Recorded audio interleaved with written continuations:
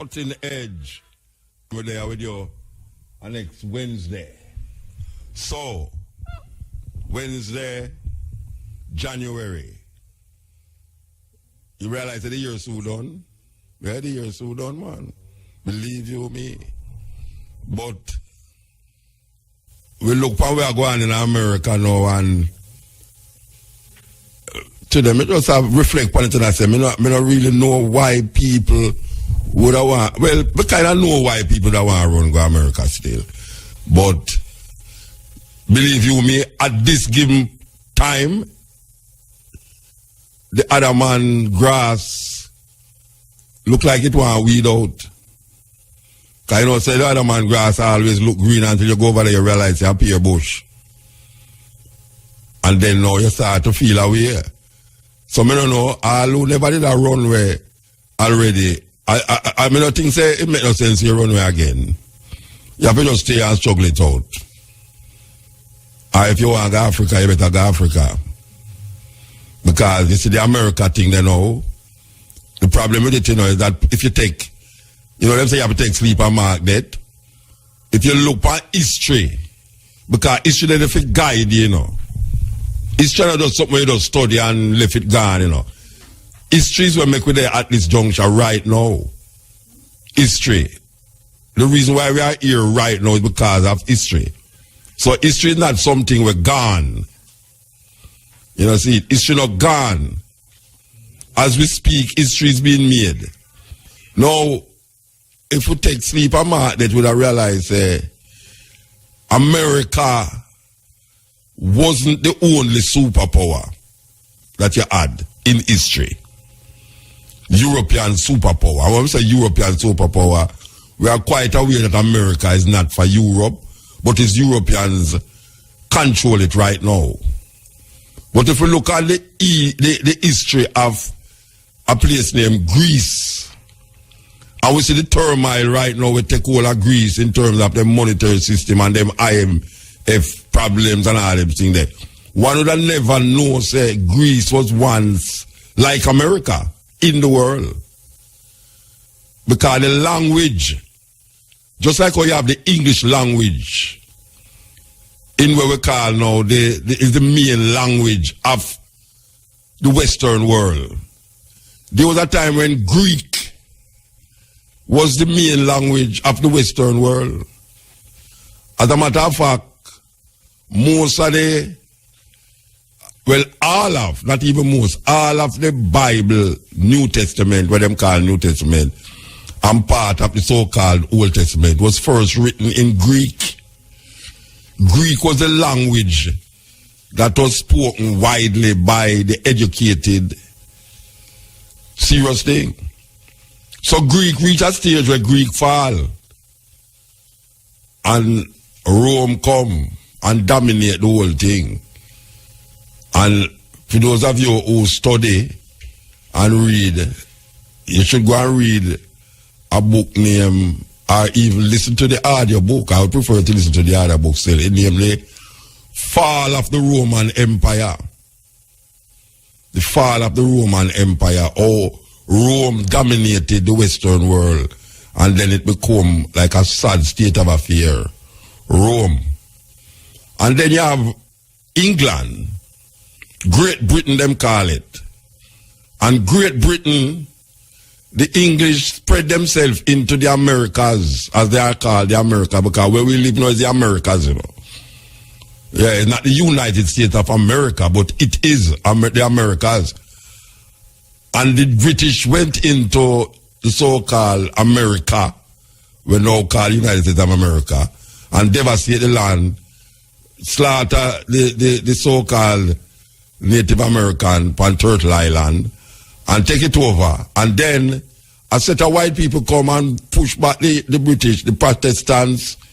You know, the Protestants, them are run from religious persecution and end up in America too. And then you have the Pilgrims. And you have the war between the British. Well, it's white people that kill white people, but them don't want to make it look that way there. And them chase the British away and have autonomy to lead themselves and break away from England and call themselves Republic. And then now you have the United States of America. But why we are telling you that is to tell you, say, empires come and empires go. And if you do it look that way, because we in the present day, it might not look like anything can happen based upon how America set themselves, media-wise, culture-wise, and dominant-wise. It doesn't look like America will be there forever. And you hear Obama talk, and you hear the other white people them talk, and it make it sound like America is the greatest country on earth. You know, actors sit down on the television and they never tell them America is the greatest country on earth. The only reason why I can't play that, and you know, so I'm going to edit it. The only reason why I don't play that thing then is because the brother talk some language on it. But the brother show him is American, and he say America is a great country on earth. And he started to show them all the different aspects. Social, political, economical, and show them say, who say America is the greatest country on earth? But that is something where them keep pushing inside of you to make you sip it. And then them tell you, out of many, one. Out of many, one is not a Jamaican slogan, you know. It was taken from America. Out of many, one. That was something from America. I don't know how these people who farm up the so-called independence thing come with this out of many, one people, like say, them original. It's a cover version of American motto. So now we look on America now and we say we are going politically. And we see them are try fight terrorism. And we are trying to find out which part of terrorism there. Because now we see them say Al-Qaeda is showing its head again in Pakistan and in Afghanistan. This is a place where them run out the Al-Qaeda people, them and the Taliban. And now the Taliban, them seem to be dominating and taking over such a large portion of Afghanistan. Again, it's a terrible thing for the Americans. So we don't know how it going to pen out this, but we know, say, you push a dog around for so long, one day that dog will turn and bite you. And right now, it would appear the saying that, oh, are the mighty fallen in battle. Oh, are the mighty fallen. All animals are equal, but some are more equal than others. Animal Farm book, literature, where we learn in our school. So we really take sleep and mark that. And we say, it might look away now, even when we talk. People might say we love talk about Africa, so I know see people this and black people can't unite and black people can't do this. It's foolishness. Because me, when I read that talk about black people can't unite and nothing like what. White people is heading for Africa, Chinese is heading for Africa. And we give up Africa. Well, not we, but a lot of Jamaican people don't want you tell them nothing about Africa. Because them say, where you want to go Africa for? You know, see people that kill people in Africa. Them not see the killing we are going in as Syria, you know. Say brown man a kill brown man. Them not see that, you know. Them not say, oh, white people that kill white people in Europe.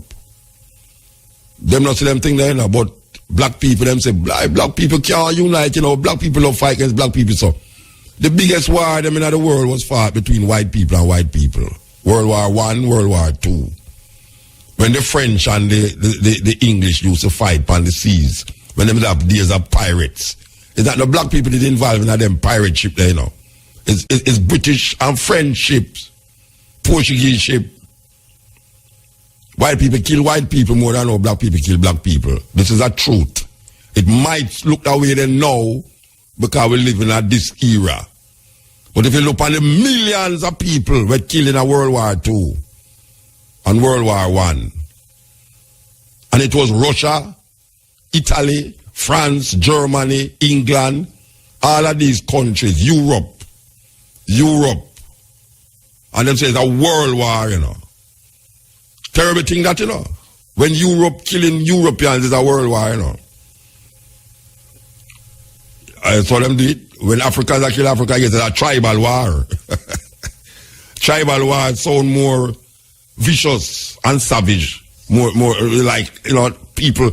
Like you have tribal rather than nation. Tribal sound like it's not organized and structured. So you have the tribes of Africa, but you have the nations of Europe. So when the nations of Europe kill off the nations of Europe, you don't call it tribal war. When the English was bombing Germany, and when Germany was enslaving white people in Europe, them not call it tribal war. It's a terrible thing. The imagery that is presented to us, it would appear that as some savages in Africa and some structured people in Europe, Europeans kill Europeans in history. When you look on history, historically, Europeans have killed Europeans long time. Long time. And when I put, like say, African killing is not terrible. But you know, I say, the way it is sold to us, you never did know, say, if you never study all World War II, you now look on it like it's tribalism in Europe. The only place tribal war fight is in Africa. Terrible thing. Like, is your fashion a feed? Rock top brands, trendy styles, best quality. Call 510. And I refer as well to talk about the idea of America right now, and we as African people in this part of the world, and Africa itself, or we look on Africa, we view Africa. When people talk about, we not stop talking about Africa on our program, If we stop talking about Africa on our program, I better we're going to come off of the radio. You understand? I don't serious thing. We don't have nothing else to talk about. And we not talk about Africa during Black History Month neither. The whole of every month in a panel program you have Black History Month. So here we are saying now.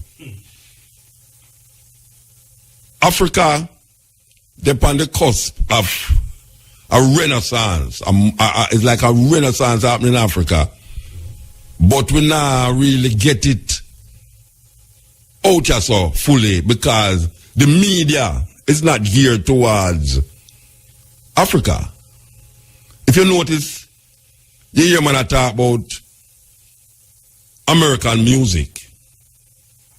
American music is not world music.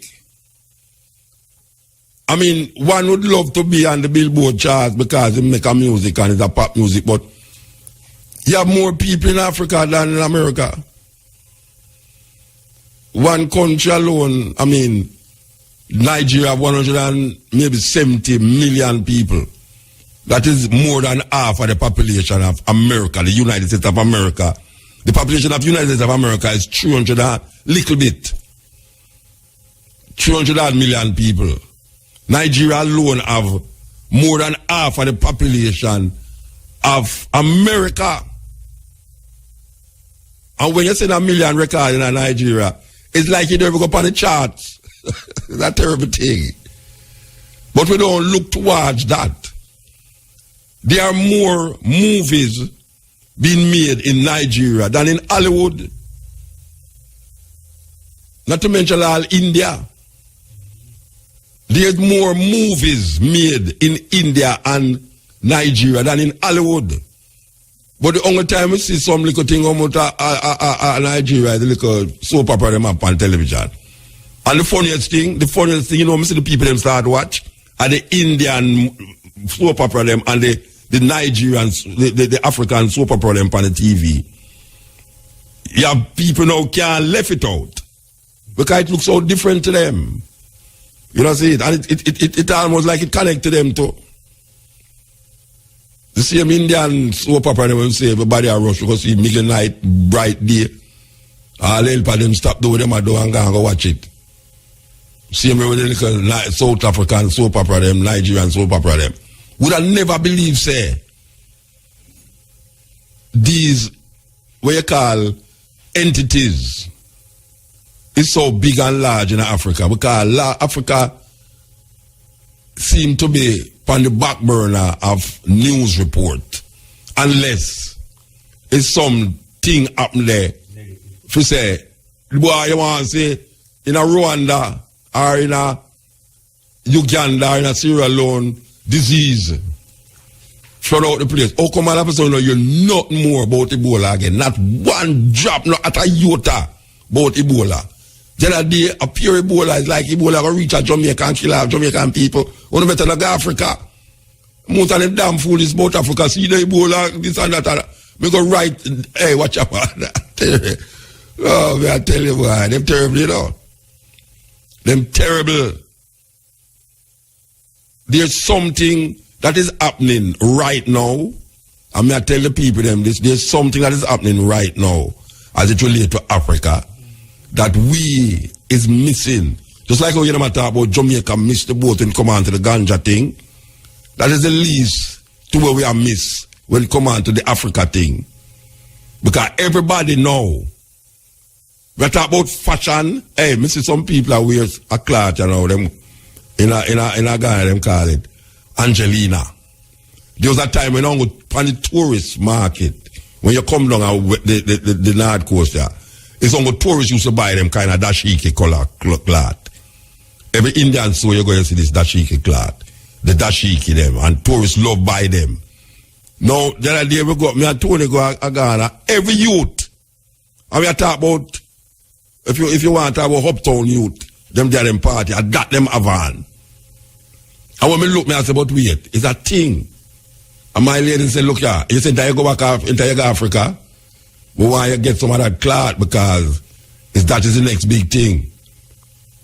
Now me see everybody in it, Angelina, by yards and yards in Africa there and come forward there and say, all right. When you look on the screen and when you look on certain magazine and look on your internet, you know, with fashion design, them a draw from Africa. The fashion and the culture, it a draw from Africa. More and more and more. And it a seep in subtly, it a get involved with the Western mindset. And then not to mention now the Rasta vibration. Because big international, according to what I am told and what I am seeing now, people like all Tamil figure now get into the act of the red, gold and green. You know, see, them have a line of clothes now where those Rasta looking colors and all these things. I mean, I understand how we love miss boat. So the only boat you never miss is the slave ship. Look like someone we anxious we stay upon the same slave ship so much. It's a terrible thing. Terrible, terrible thing. So we have to lose the chains from off our foot and lose the chains from off our brains. But the worst chain is when it's upon your brain, you know, because sometimes you can't see the chain upon your brain.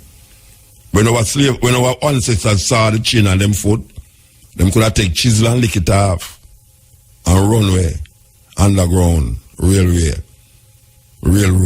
Now, the chain upon our brain, and when we see it as no chain, we get complacent. So, we want to turn to African fundamentalism. Fellow men of the Negro race, greetings. These are the words of Marcus Garvey.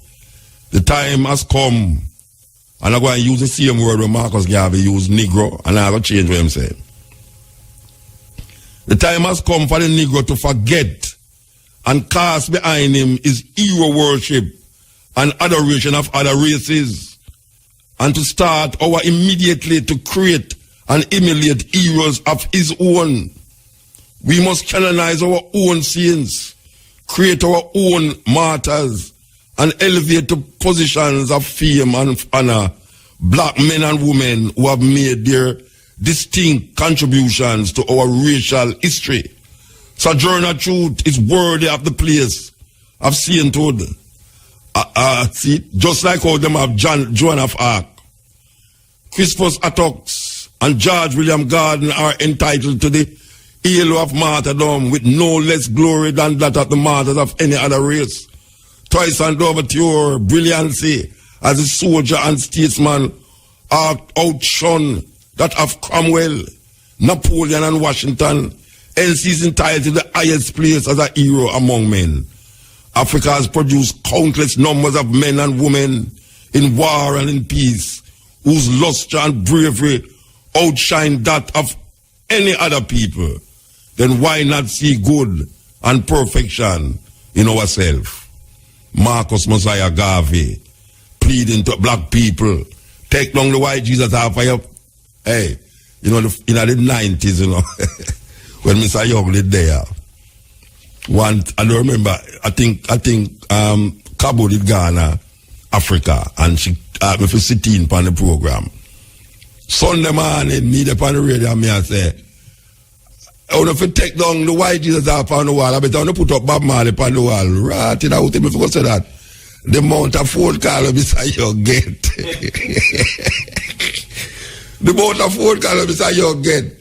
So all my this boy on the radio, that Sunday morning that talk about, must put up Bob Marley picture upon. That to show how black people say, I hear one now. Mr. Young is a half China man, you know. Mr. Young will tell me, say, him have 2 reparation money to get. One from the black and one from the China them. Him say, look at our motor. You see, as long as you don't put no hole in our pocket, just do your thing. Just do your thing. As long as you don't put, from them time till now 20 years, I don't put no hole in nobody's pocket. Up to now. As a matter of fact, I think I've tighten up the pocket and make it feel more. You understand? So you know what you know? We idolize. One of the things them why we saw way back is because we keep idolizing other people. And most of the time when we idolize other people is the people them who did oppress we. From them time down until now and still are oppressed way. We idolize them. That's a serious thing. We must inspire a literature and promulgate a doctrine of our own without any apology to the powers that be. I can read that again, you know. It's Marcus Garvey words we are reading now. We must inspire a literature and promulgate a doctrine of our own without any apology to the powers that be. The right is ours and God's. Let contrary sentiment and cross opinions go to the winds. Opposition to race independence is the weapon of the enemy to defeat the hopes of an unfortunate people. We are entitled to our own opinions and not obligated to or bound by the opinion of others. Take Marcus Garvey easy. So you know, you see the freedom opinion now. We always say them logics where we always use to define ourselves. It's like beauty. The logics of beauty is embedded in us to say that it have to look like a European way to say it's beautiful. You understand? So when we look at some magazine, we show us some African and them put all a disc in their mouth to stretch it. And in other nation there, the woman them love it. And the man them the woman in Ethiopia them have disc where them put it on them ears and make them ears the ears all so big that them keep putting disc in it. The more it stretch and the bigger the disc them put in it in Ethiopia. And them stretch it and stretch it and stretch it. You have people who do things with them skin. In Africa, the woman them do things with them, all sort of thing. And people from the West here see that kind of terrible. White people go there, take pictures of it, and make magazine and books. The aesthetics of Africa and all these things. We know, we look on television, see Kim Kardashian. How the hell we get that way there? I mean, we look at Kim Kardashian to decide how we must look. We look on television, where most of the television is geared towards them culture, for them idea and perception of beauty. And we as black people look on that and decide, say, our woman no look good because she don't look like the white woman with the on television. And guess what now? Most of the white woman them not try look like black woman. You know, so the madness. Them a put things in their lip to make it look bigger, thicker. And them a put things in them bottom now to make it look like the South African them woman. Meanwhile, we see you say if them not use thick lip as a beauty, we not see our lip as beauty. You see if them not say cock out bottom a beauty, we not say cock out bottom a beauty. Just like how them now make we start wear tear up clothes. How the hell black people who never used to walk up and down in a tear up clothes. Tear up clothes become a fashion now. Jeans become tear up jeans become a fashion. White people make black people wear tear up clothes on the road as a fashion. And we have so much of that in our closet. And we never yet want to walk out of the road. You know the problem, you know the thing with it now? The thing with it, you know. Just like all the bleaching thing. White people make we bleach because white people don't make we bleach. It's we are look on white people and feel say the beauty of white people and them complexion come from the clearness of them skin. So we now start to do that too. We using their logics and feed them opinion of themselves, rub off to we, that we know start to misrepresent ourselves. So when we see our black woman, that's why sometimes I love some ghetto man or them go out, believe you me, even though they're brawling, you know. Sometimes some ghetto man have some clothes and them belly gone out there, so, you know, them, and really and truly, the only reason why they don't look good at you, the clothes them have on, you know. I know that them not look good, you know. I know because them big and fat and them belly big, why them not look good, you know. It's because the clothes them have on don't fit how them look.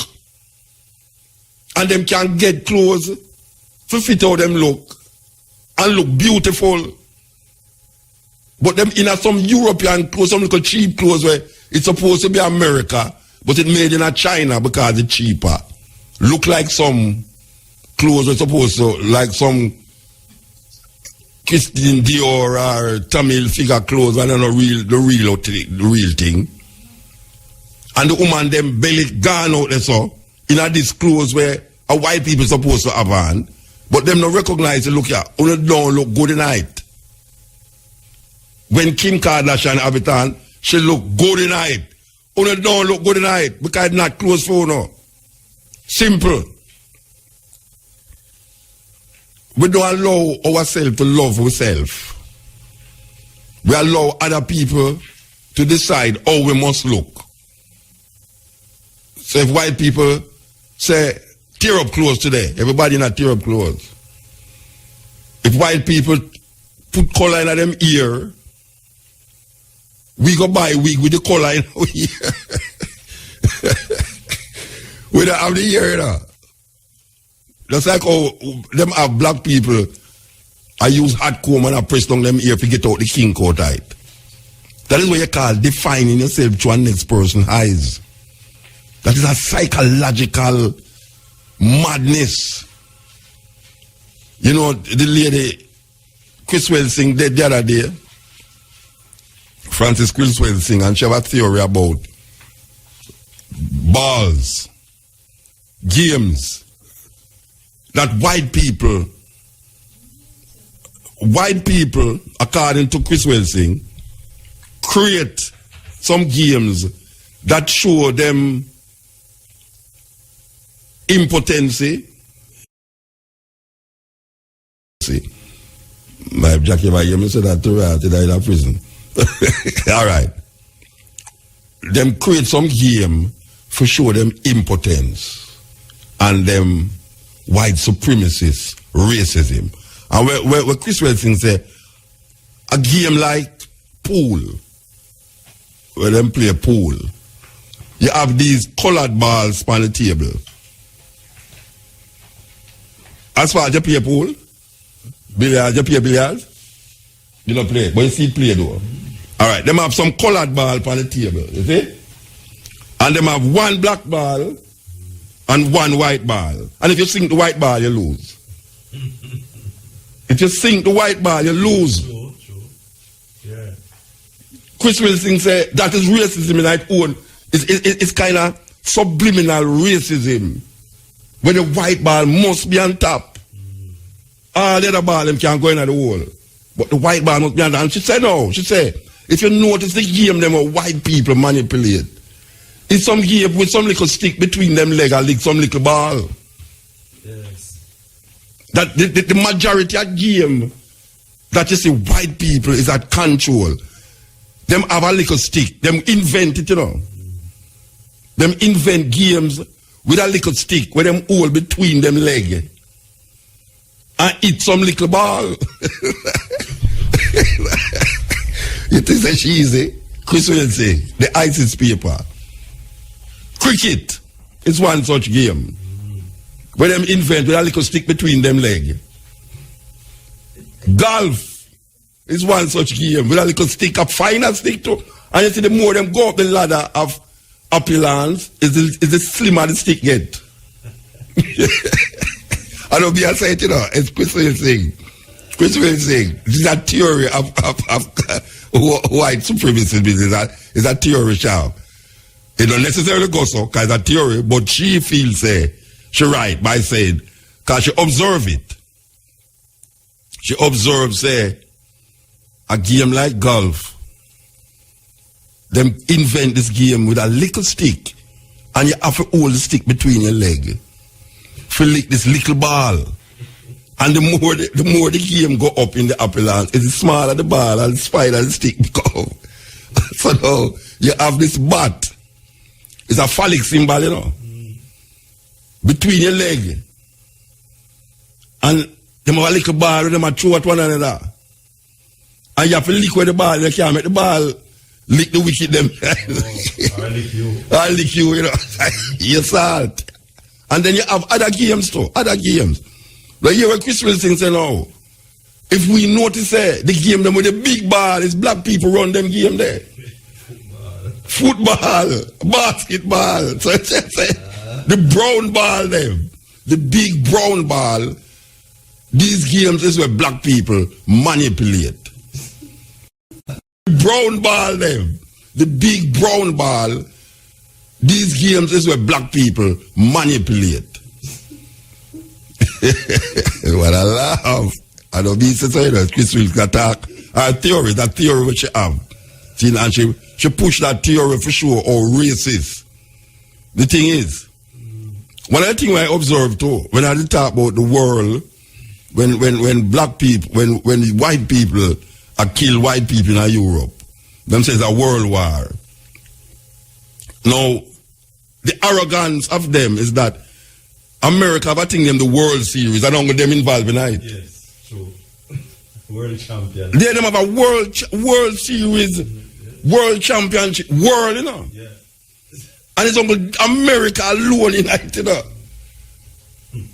You can't see how them use the idea, their ideas, to manipulate the world. Because when them get you involved in these ideas, if you go outside of it, it come like you don't have no sense. Like if you question, is a World Series and only America alone in the World Series? Say, is a world war and it's them that fight on another. It's not a world war that. Them get other people involved but for them war. And most of the war with them fight was fighting in Africa. It's them cause the fight, start the war in Africa. And run when I say, me never touch him. Look where Leopold do in the Congo. Look what Leopold do in the Congo. Look what the French them do in Rwanda. And if white people now, if black people start to react to those things, you say, boy, them savage and wicked and cruel. Look what them are doing, look what them are doing. But the problem with black people is that black people learn to kill black people. Black people learn to kill black people. And them teach, them lesson is taught very well in them school. So all when them pull back, when the white supremacists them pull back, you know, that philosophy still linger in our so-called leaders' intention. Because the book when them read is of European ways and European logics. Just like how when them read the Bible come with a certain European logics. And you have seminaries and you have theological college that people go to for justify the European logics of spirituality, of religion. That you know must go to a theological college to explain why is it that the Bible is inspired by some invisible force and not human being. And we take it that way. And you can't put it to a normal black person say, but you know, she say it's something them instill in our way to make we actually believe that. And I say, Muta, where you talk about? That where you get them foolishness from? It's a terrible thing. The world today is indebted to us for the benefits of civilization. They stole our arts and science from Africa. Then why should we be ashamed of ourselves? Their modern improvements are but duplicate of a grander civilization that we reflected thousands of years ago, without the advantage of what is buried and still hidden to be restructured and reintroduced by the intelligence of our generation and our prosperity. Why should we be discouraged because somebody laugh at us today? Who to tell what tomorrow will bring forth? Did they not laugh at Moses, Christ, and Muhammad? Was there not a Carthage, Greece, and Rome? We see and have changes every day. So pray, work, be steadfast, and be not dismayed. Marcus Garvey, let no voice, and this is very important, let no voice but your own speak to you from the depths. Let no influence but your own cause you in time of peace and time of war. Hear all, but attend only to that which concerns you. So can we read that again? Let no influence but your own raise you in time of peace and time of war. Hear all, but attend only to that which concerns you. Your first intelligence shall be to your God. Your first intelligence shall be your first allegiance, shall be to your God. Most of us don't have a God that we can't say it's our God, you know. Because the God we pray to was fashioned and designed by the same man who enslaved you. Your first allegiance shall be to your God, then to your family, race, and country. Remember always that the Jew in its political and economical urge is always first a Jew. I can read that again. Remember always that the Jew in its political and economic urge is always first a Jew. The white man is first a white man under all circumstances. And you can do no less than being first and always an African. And then all else will take care of itself. Let no one inoculate you for their own conveniences. There's no humanity before that which starts with yourself. Charity begins at home.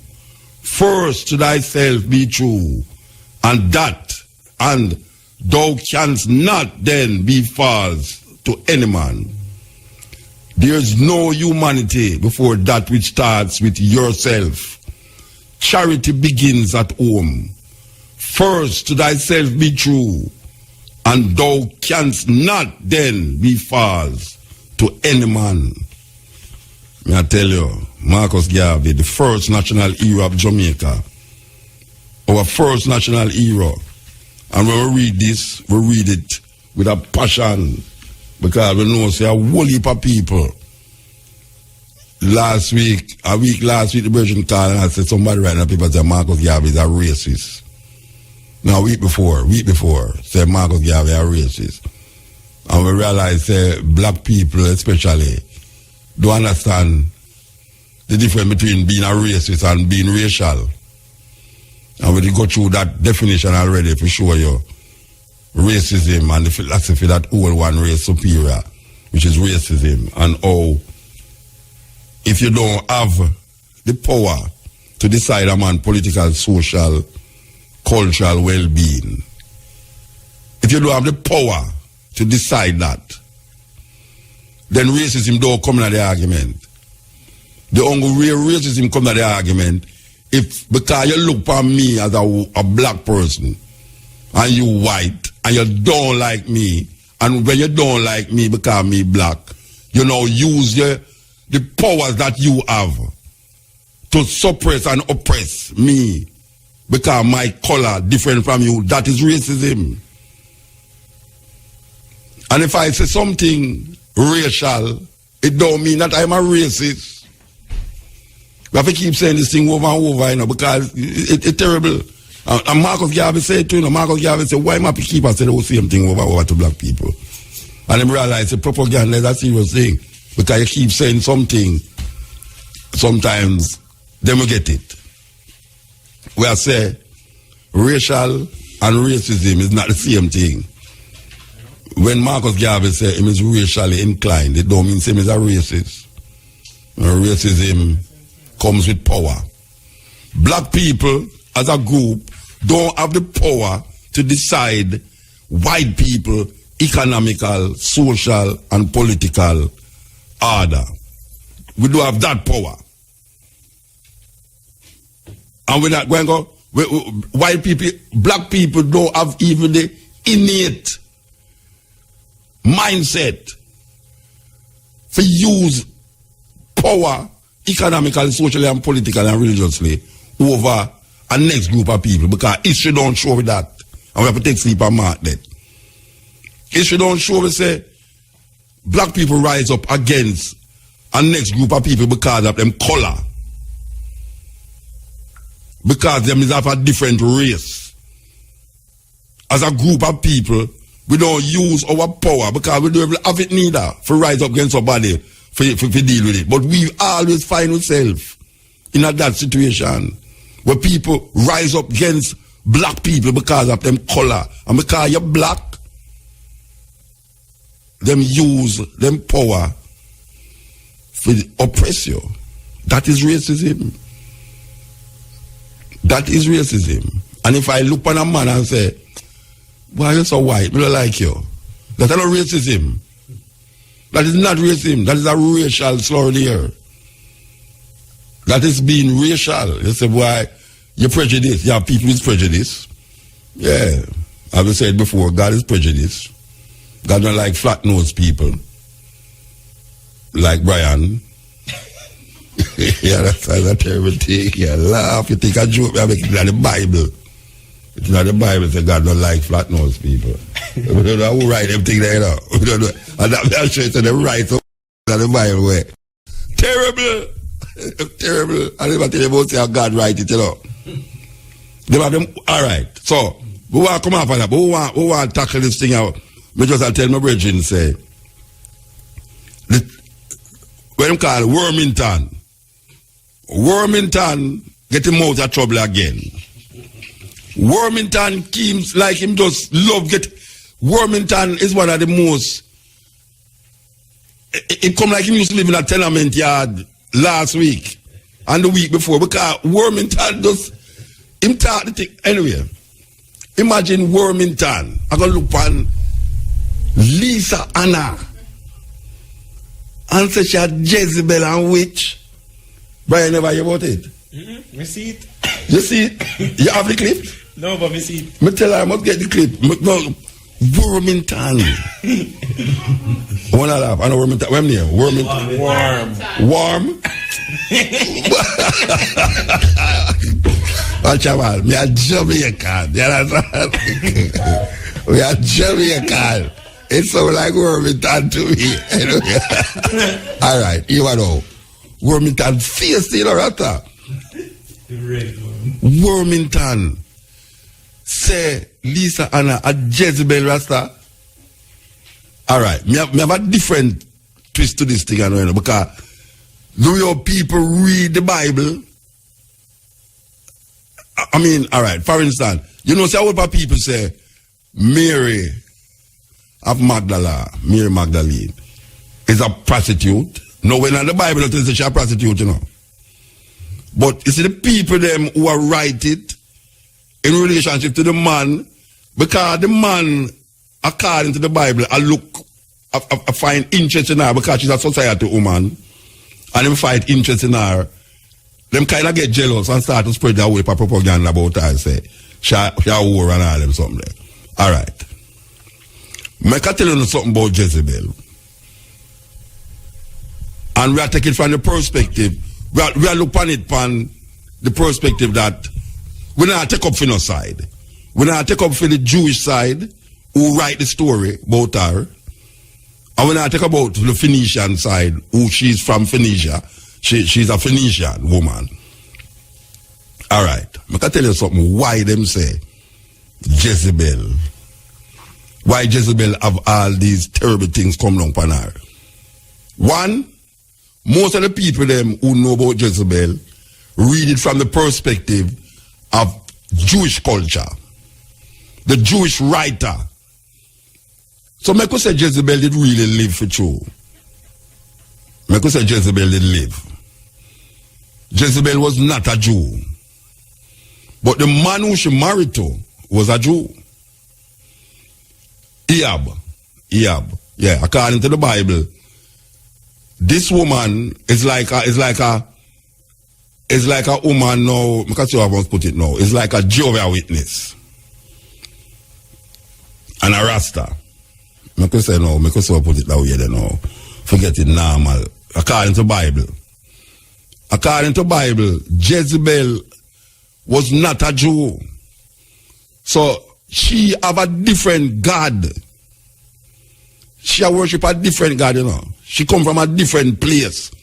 She's not a Jewish woman. She don't know nothing about Jewish culture. But she see Jewish culture as something that is anti-fair culture.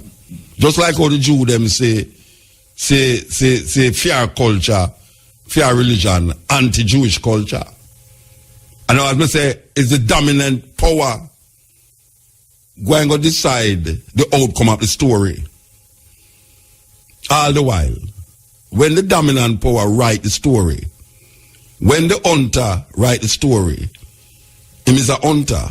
But if the lion would write his own story, you'd hear say the hunter is a beast because I'm coming at the domain of the lion to kill the lion. When the lion kill the hunter, the lion is a savage beast. When the hunter kill the lion, it's really a game. So depending on who writing the story, you're going to get it from the perspective. So if the oppressor write the story, he's going to write in himself in the story as a good person. And if the bad man write the story, he's going to write in the story as him being a good person. So I can look on the story according to the Bible, how the story go, and say about Jezebel now. Because most people write about Jezebel. And Jezebel is one of the worst women in the Bible. But guess what? Jezebel is the most outspoken woman in the Bible. Jezebel stand up against Elijah. No. If you read the Bible, you will see say Jezebel, a Phoenician woman, did have a god, and them call the god Baal. A B-A-L. That's how you pronounce it. Big scholars behind me. Tell me if that's how you pronounce it. Baal, B-A-A-L. Wow. Hey, you don't tell me nothing, man. Both Baal. We don't know Baal in Tracy. A Baal, man. Tracy say a Baal. A Baal Rasta. B-A-A-L. That's how it. Don't you say Baal too? Yeah. Ah, see it there? Sportsman, watch yourself, you know. All right, wait there. Me go tell the story. Because this guy named Wormington called this beautiful woman Jezebel. But because we inculcated and indoctrinated about Jezebel, looking from the Jewish perspective, we always see Jezebel as a terrible woman. All right. Jezebel was a Phoenician woman who worshiped a god named Baal. The Jews worship a god named Yahweh. All right now. You have a man named Ahab who was the king. Ahab was the king now, fall in love with this foreigner woman named Jezebel. The Jewish tradition don't like when you go marry somebody outside of the nation. Just like how you hear the maroon, they must say, where you marry somebody who are no maroon for. You understand? The woman, you can't marry someone. Them have the same thinking. Roman Catholic, they have the same thinking. The reason why them break away from Rome, Britain break away, the church break away from Rome and get Anglican, is because Henry VIII did try divorce one woman, them are married and it's one, and the Pope say, no, it can't go so. And him say, all right, move and go Pope. And him don't go so, move, boom, and him just start that thing named Anglican Church. And from them time that till Queen Elizabeth II, none of the royal family was able to marry a Roman Catholic. You can't, up till Queen Elizabeth II, none of the royal family was allowed to marry a Roman Catholic. So that is the tribalism within the religion. Well, it's the same thing now with this thing and now with Jezebel. And you can't go to the Bible and read it, if you think a joke me I make, Kings. All right. Jezebel was a very powerful woman. Ahab was a very powerful man, but Ahab was a Jew, Jezebel was a Phoenician. Jezebel now worship a god named Baal, and the Jews them worship a god named Yahweh. Now, when Ahab married to Jezebel, it would appear that Jezebel started to influence Ahab. So it makes Ahab now start to say, but wait, I kind of see something that is Baal God, you know. It look like there's something in a Baal God because she started to show him fear culture. And him start show her film culture. But apparently, fear cultural expression in Baal was more potent to the king, Ahab, than the Yahweh culture where Ahab did instill himself in her. So here we got now. You have a man named Elijah now. Elijah come on the scene and Elijah say, I'm mad or not mad? You know, see the woman that turned away from Yahweh and this is the God of all the gods, the man them thing. And the Phoenician woman I say, hey, what am I talking about? A Baal. So you right away you see a religious war start, you know. Who for God is the greater God? It's in the Bible, you know, and seminar it's in the Bible. Them say, who for God is the greater God now? And them are going to prove who for God is the greater God. Because she now realize them are try move her husband away from she by separating her husband. And I say, boy, oh, I'm going married to one little Phoenician woman. You know, so she shall worship pagan God and Baal and everything there. And she get vexed now, so she have a big army now, and she decides she will rise up her army against them, boy, they over there, so. Tribalism, you know. And them I say, it's a woman that, you know. You can't make a woman attack them here there. Because no woman never talk like she and go on like she when in the Bible according to the thing go. Alright, so here we go up now. Them are going to have a roast off. A barbecue off. Yeah, a barbecue now.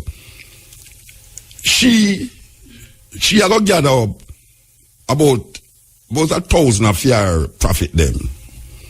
Right? And them a go meet. I wish part them where the place name where them a go meet again. Somebody can call me and tell me where they meet. Anyway, it's like them a go on Blue Mountain. Go have a roast off. So she a go get now about 1,000 of your profit them. And Elijah, I go with a couple of him, maybe 500 of him profit them up na this hill. And them are going to say, no, all right, we're going to prove who for God more powerful. You see, if you can pray, and we're going to put piece of dog out there, so, or piece of goat out there, so. And if you pray and make that the goat get roast and barbecue, then we're going to prove, say, who for God more powerful. She never let it see, you know. So she send her prophet them, and she rule their prophet them and pray. And the meat now roast. And them a pray and them a do all sort of thing, and nothing happen to the meat. Okay? So Elijah come now. And Elijah put on film prophet them now, and it's the same story like Moses and Nimrod and the snake them with the Pharaoh. It's like Elijah prophet them pray now and pray, and when them look to rotted, fire just come down and just roast up the chicken, or roast up whatsoever them are roast, and them say, see there, Yahweh more powerful than Baal. So you know what them say? This wickedest woman ever. Because all of the other women, they will rise up. Ruth, Deborah, when the prophet Deborah, Ruth, you name all of the women in the Bible. They've never talked to a king so yet. And she said, she nah make no man. Bully, you could have Jewish little more, you could have Yahweh little more. Me, a Phoenician, me worship Baal, you nah capture me so and do me so. And you know what happened now? Because it's a terrible thing now, you know. God, according to the Jews them, because the Jews them are write the story, you know. God get how much, must about 1,000 of the prophet them, capture the prophet them, and him slaughter and the Elijah them murder and slaughter every man, every Phoenician, slaughter them. And the woman hear about the slaughter because she never did it. And she decided she going to wage a war. Them don't know them kind of woman there. The Jews, them, according to the Jewish story, them not use the woman a rise up against kings and prophets. So you see the man them want to write the story. The man them want to write the story, so you see this woman here. This woman here can go down in her history as one of the most wicked and terrible women. Because she never slaughtered nobody yet, you know. She didn't intend to do it still, you know. She didn't intend to do it. Because she has said, the man them, say for them God is a benevolent God. And the man them say God send them for go kill up the whole of your prophet them. And them slaughter the whole of the prophet them. All of them. Never left nobody. And she never take it so. She never did that take it away there. Because she has said she never come from that culture. It's like a man who force a man to turn Christian, or force a man to turn Rasta, or force a man to turn Muslim. And if you not turn Muslim, I'm going to kill you. Or if you not turn, if you're a Muslim and you're a Christian, I'm going to kill you.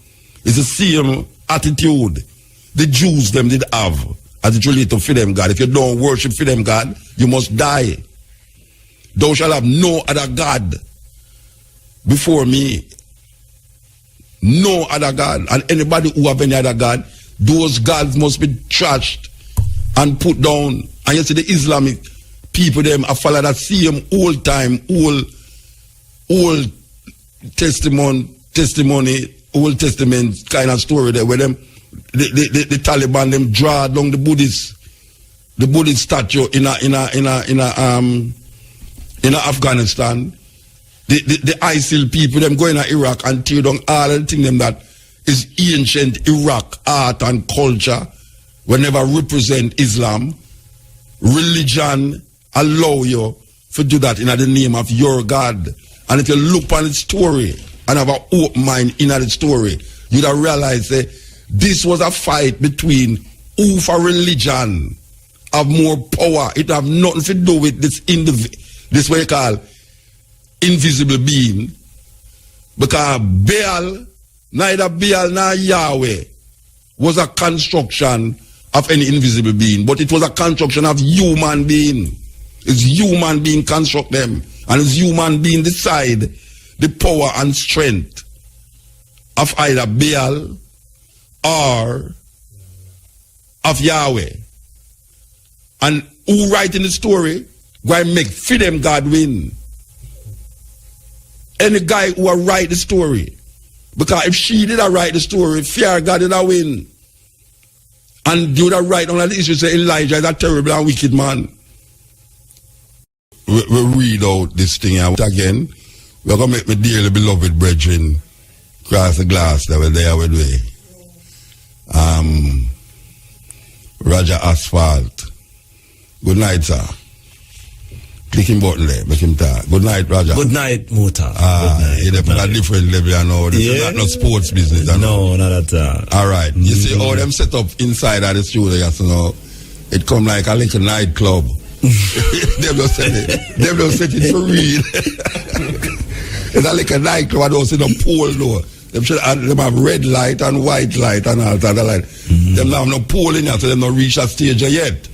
You understand? But which part you they kind of bright and I can't get up and go over there to go read no.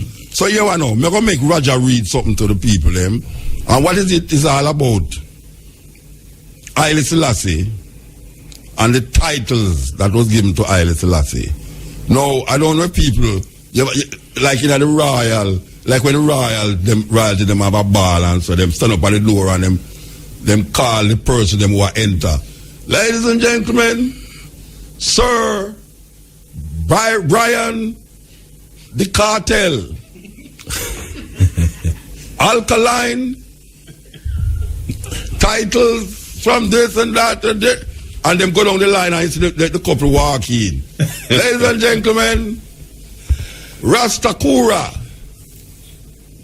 Rasta Fa, and all the title them and them come in. Well, now, me I tell you, what you're going to hear now is the titles of Haile Selassie. We're going to make as for concrete as far read the titles and listen to these titles and tell me if this man here is not worthy to be praised. So, go ahead, brethren. All right. So it's Haile Selassie, the first King of Kings, Lord of Lords, conquering Lion of Judah, Light of this world, elect of God, Emperor of Ethiopia, Defender of the Faith, Grand Cordon of the Order of Solomon, Knight Grand Cross of the Order of Solomon, Knight of the Garter, Knight Grand Cross of the Order of the Bath, Knight Grand Cross of the Order of St. Michael and St. George, Royal Victorian Chain, Field Marshal of the British Army, Doctor of Laws, Cambridge, Doctor of Civil Laws, Oxford, Grand Cross of the Order of the Legion of Honor, France, the Order of the Annunciation, Order of Italy, Order of the Merit of the Italian Republic, the Order of the Golden Lion, Luxembourg, the Order of the Seraphins, Sweden, the Order of the Elephant, Denmark, Grand Collar of Carlos III, Spain, the Order of the Savior, Greece, the Order of Leopold, Belgium, the Order of Suvronov, USSR, the Order of St. Olaf, Norway, Order of the Star, Yugoslavia, Order of the Aztec Eagle, Mexico, Order of the Republic, First Class, Sudan, Order of San Bastian Guilherme, Brazil, Order of the Loin of the Netherlands, Holland,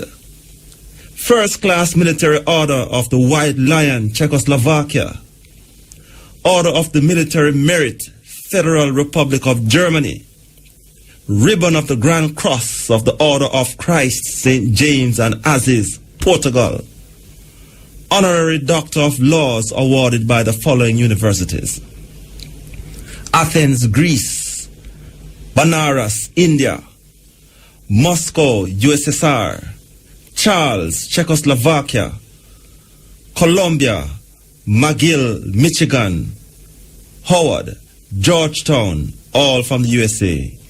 University of the West Indies, Jamaica. Montreal, Laval, Canada. And Honorary Doctor of Agriculture, Bonn, Germany. Those are the titles of His Majesty the first. Yes. How much title that? You count them? Count them, make me hear them there. Count them, go and count them, make me hear, man. No, serious. No, so you have 1, count them, man. 1, 2, 3, 4, 5, 6, 7, 8, 9, 10, 11, 12, 13, 14, 15, 16, 17, 18, 19, 20, 21, 22, 23, 24, 25, 26, 27, 28, 29, 30, 31, 32, 33, 34, 35, 36, 37, 38, 39, 40, 41, 42, 43, 44, 45, 46, 47. 47 different titles from different head of states. It's a serious thing. And then put him as, in Africa, the father of African unity. He's also a founder of the Africa Cup of Nations. As a sportsman, explain that to me. Yes. In the early days of organized African football, Ethiopia was a big football country them time in Africa, and he helped to organize the first ever staging of the Africa Cup of Nations, what we now know as the Africa Cup of Nations, where countries like Nigeria and Ghana, Cameroon dominate now. Ethiopia in the first days was the dominant football team. Yes. And then we also talk about him and Kwame Nkrumah setting up the Organization of African Unity. Yes. Yeah. The OAU them time now known as the AU. AU. The African state them say him is the father of African unity. Yes, and the headquarters remains in Addis Ababa to this day. Yeah. So I feel that man is worthy to be praised. I don't know if you're next man. That's what I said to you. Yeah, I think that man is worthy to be praised because he's the most photographed head of state ever. What am I say? He's the most photographed head of state ever. I think that man is worthy to be praised. When I say praise, so I'm not about worship, you know. Yeah, because, you know, a lot of people going to zoom in on that. No, we're not the worship thing, you know. We're talking about praise. You understand? And we are saying, praising Haile Selassie is not something that I am going to make other people's thinking that is embedded in Europeans' opinion. Tell me, say, I can't praise Haile Selassie, because Haile Selassie a man like me. Well, look at now. If you can't say where you call the good in your good in a next person, you're not going to see the good in you. No, definitely. So you have to see the good in the person to see the good in you. You have to see the good in you to see the good in other person. You know, see. So when we talk about Haile Selassie, it gone beyond religion. Because we are now putting the thing, the solidness of humanity and how human is supposed to stay in the persona and the personality of a human being. And so respected was he that in his first visit to the United States, according to the information that you readily presented,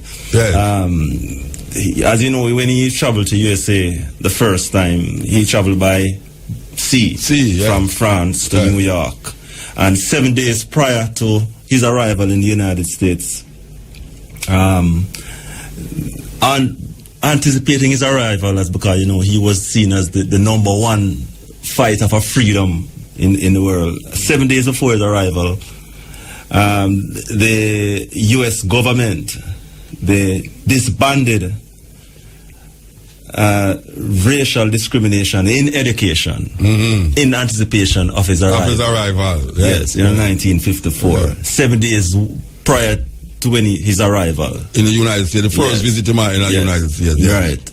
Yeah, so, very serious information in that book there. Yeah, very serious information. Real. Yeah. So we touch the Marcus and we touch Haile Selassie. This year is the 50th anniversary of the visit of Haile Selassie to Jamaica and the 100 years since Rastafari ascended the throne of Ethiopia and was not again called Rastafari, but Haile Selassie the first. We take on to that name more, Rastafari. Tafari mean one to be feared. Rast is a title in Ethiopia. Tafari mean one to be feared. So we say, Emperor Haile Selassie forever, and Emperor Haile Selassie is for I chapel. I don't know about the next man, you know. And I now push no religion for nobody. But I know, say, just like Jezebel, who did have fear God, and the Jew them tell her, say, she too loud. She don't care. Haile Selassie is the champion. Tell you about the 50th anniversary of the visit of Haile Selassie to Jamaica.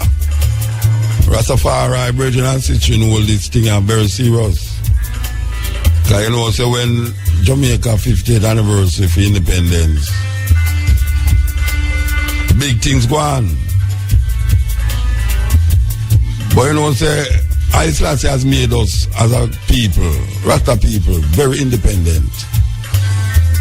We're so independent that we refuse to take bull from anybody who uphold and maintain the colonial masters' regime. We refuse to bow to Queen Elizabeth. We refuse to recognize the European standard of being. In the deepest realm of our consciousness, we develop a culture and an expression that is uniquely us, uniquely ours. We choose not to really mimic other things. Vanguard of the struggle for liberation for African people in this part of the world.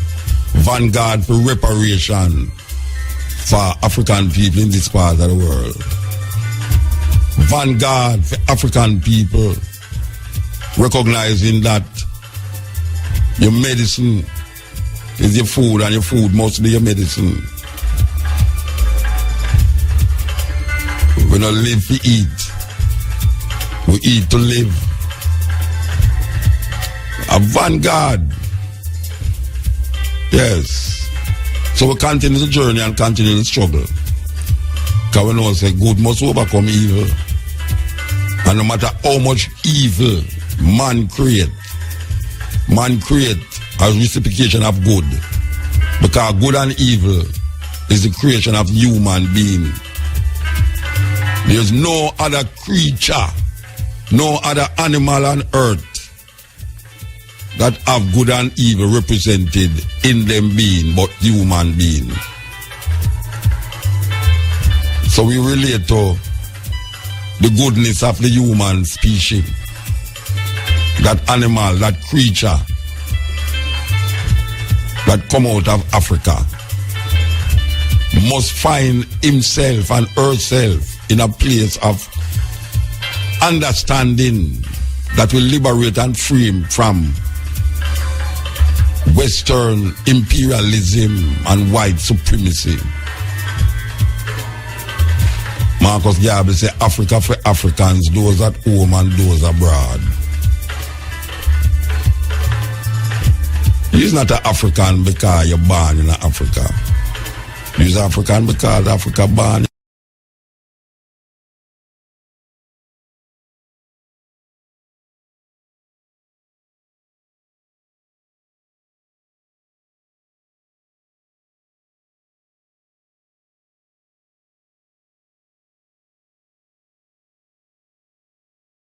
called Africa born in a you. And when the child give up his mother to the dogs to be eaten, then the child will go wandering hither and thither and know not where to go and become slaves to his environment and its surrounding. African people have to wake up and understand the trauma that we have been placed in and how that experience need to be dashed aside and relinquished. African people have to rise up and find them true self in history and in time. Because history decides your being now. History is not just something that you study. History is there to remind you of the things that you should do and should not do. History reminds you of things that you should do and should not do. And if you don't mark history and don't use history as your reference point, Marcus Garvey said, a people without a knowledge of them history is like a tree without root. What a tree without root is. So we have to wake up and find that root. The root is the history. Fruits don't bear upon tree that don't have no root. It have to have something there to nourish it. Eat, air and water, flourish the root. We have to recognize the African being that we are as a people. We can't just go hither and thither and make people put in our clothes where it's either tight down with yourself, or we just stop with pores from breed, or we just can't afford it. It is not conducive to our way of life. It's not conducive to our flesh, our DNA. But we allow them to put in it. And we are like mimicking zombies. Just moving hither and thither and know not where we are going. That terrible thing.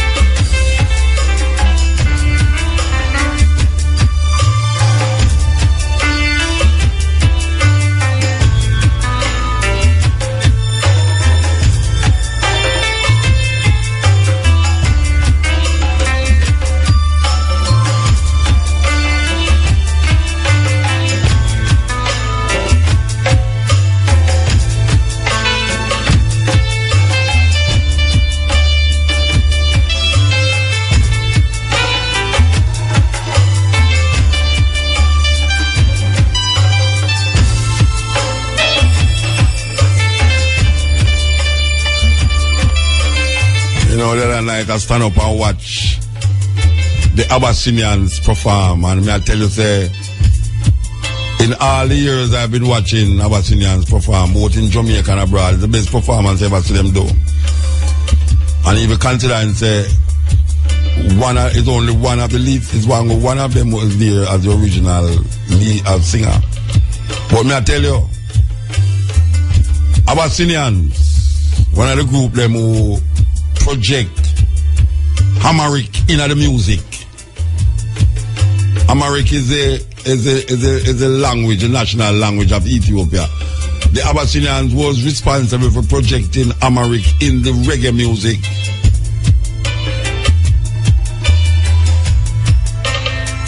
The Amharic, Imasigan. And you know, say, they make a tune named Mabrak, Lightning. We want to play this tune by the Abyssinians. A serious tune by the Abyssinians. They'll go out there and then believe the world flat. Him believe the earth flat and it not flat. Him just believe that. So when we say Haile Selassie, we know what we are talking about. Because our senses, our human senses, and the sense that is not readily present, make we know that. You understand? I don't saw. The time is 12 o'clock. Brothers and sisters, this is join us with respect for our national anthem. Let us stand and defend this wise. Peace and love. Thank you. Eternal Father, bless our land. Guide us with thy mighty hand. Keep us free from evil powers. Do our life through countless times. To our leaders, great defenders, grant true wisdom from above.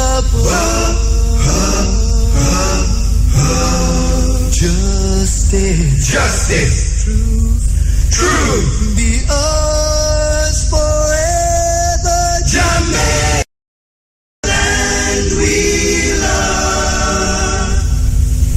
Jamaica, Jamaica, Jamaica, land we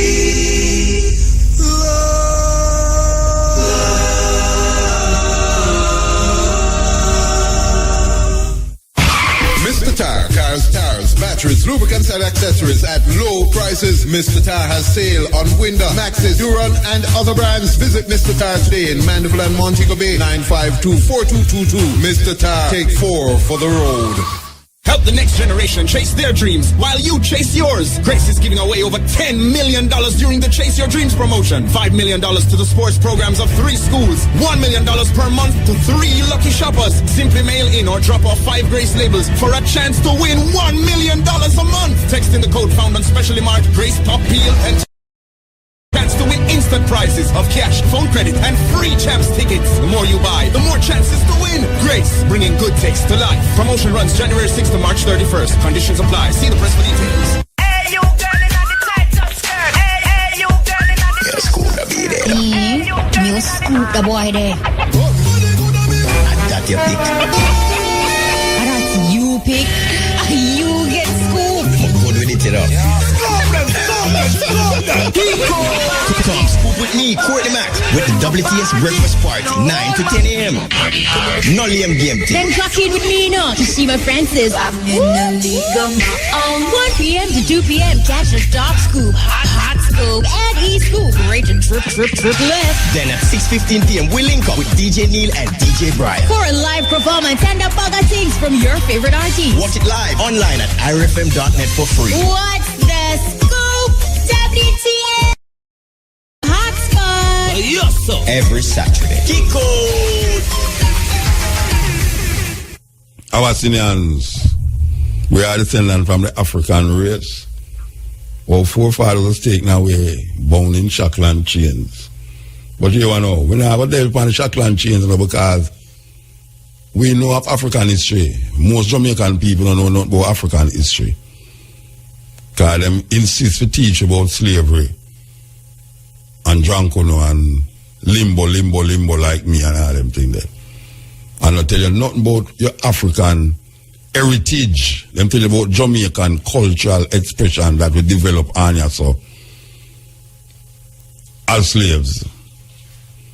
Them not tell you about when we were free, classify and clarify and to bring across.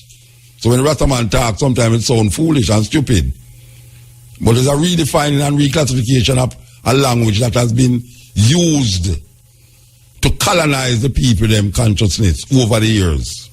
Them colonize with so much with the language that it's very difficult to think outside of it. And if you continue to think inside of that language, everything else fall in place when it comes on to maintaining white supremacy.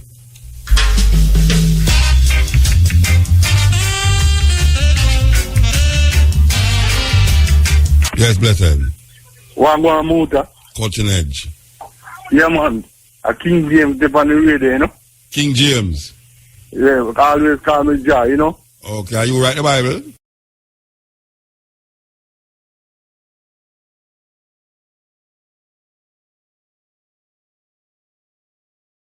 Yeah, so where you say now? Where you say now?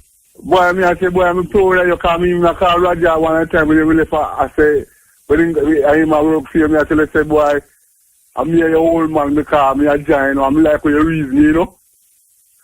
So me I say, just like how you go to a nigga and you see sunset, I say you are gold and you see sun right out, you are gold man right now until you left off a radio. Everything you play are gold, you know? Yeah, man. Give thanks, man.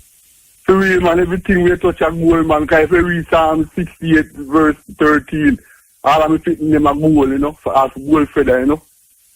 And I tell you, say, all of you, they want me say, I want be the man and lady and spice and them thing there. I will, you know, me I say rude boy because I'm told that the idea, you know, me I say, yeah, know. But me not answer to no rude boy name still, you know.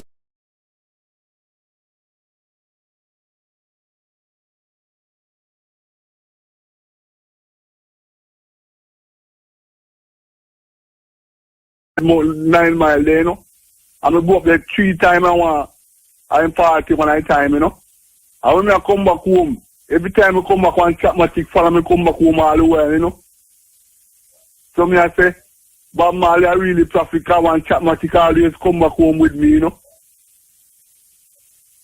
You hear me I say, Muta? Yeah, man, me hear you, man.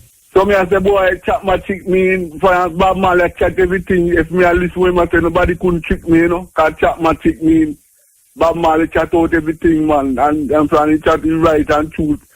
From people listen to Bob Marley, they can't get tricked, you know. So me I tell you, say, boy, yeah, but we give you enough talk now. We give you enough talk. Believe you me. We could go to the next caller. Here? Give talk. Yes, here. Here. Yeah. You surprised? Anyway, I call him, me live in England, I mean, Jamaica, you have a little time. So me always want to talk to you, hear me? Yeah, man, I hear you, man. Yeah, me have a jingle for your program, because I get a little brainstorm now and again. I'm in England the other day, and me have a jingle for you. I go say it and tell me if you like it, yeah? Well, don't send it, man, man. No, let me say it live, it's a long thing, let me just say it, just RFM, Cutting Edge, Stepping Razor, Muta Baruka, out of Jamaica. I hate that. Hey. All right, sir. It sounds good. All right. You should have said in a Jamaica, though. All right, in a Jamaica, then. All right. Yeah. All right, sir. Yeah. Send it, come give me. Send it, come give me. Yeah. Yeah. All right. Yes. Cutting Edge. Blessed Motor. Blessed. JEZEBEL thing that's inside. And story out of the Bible.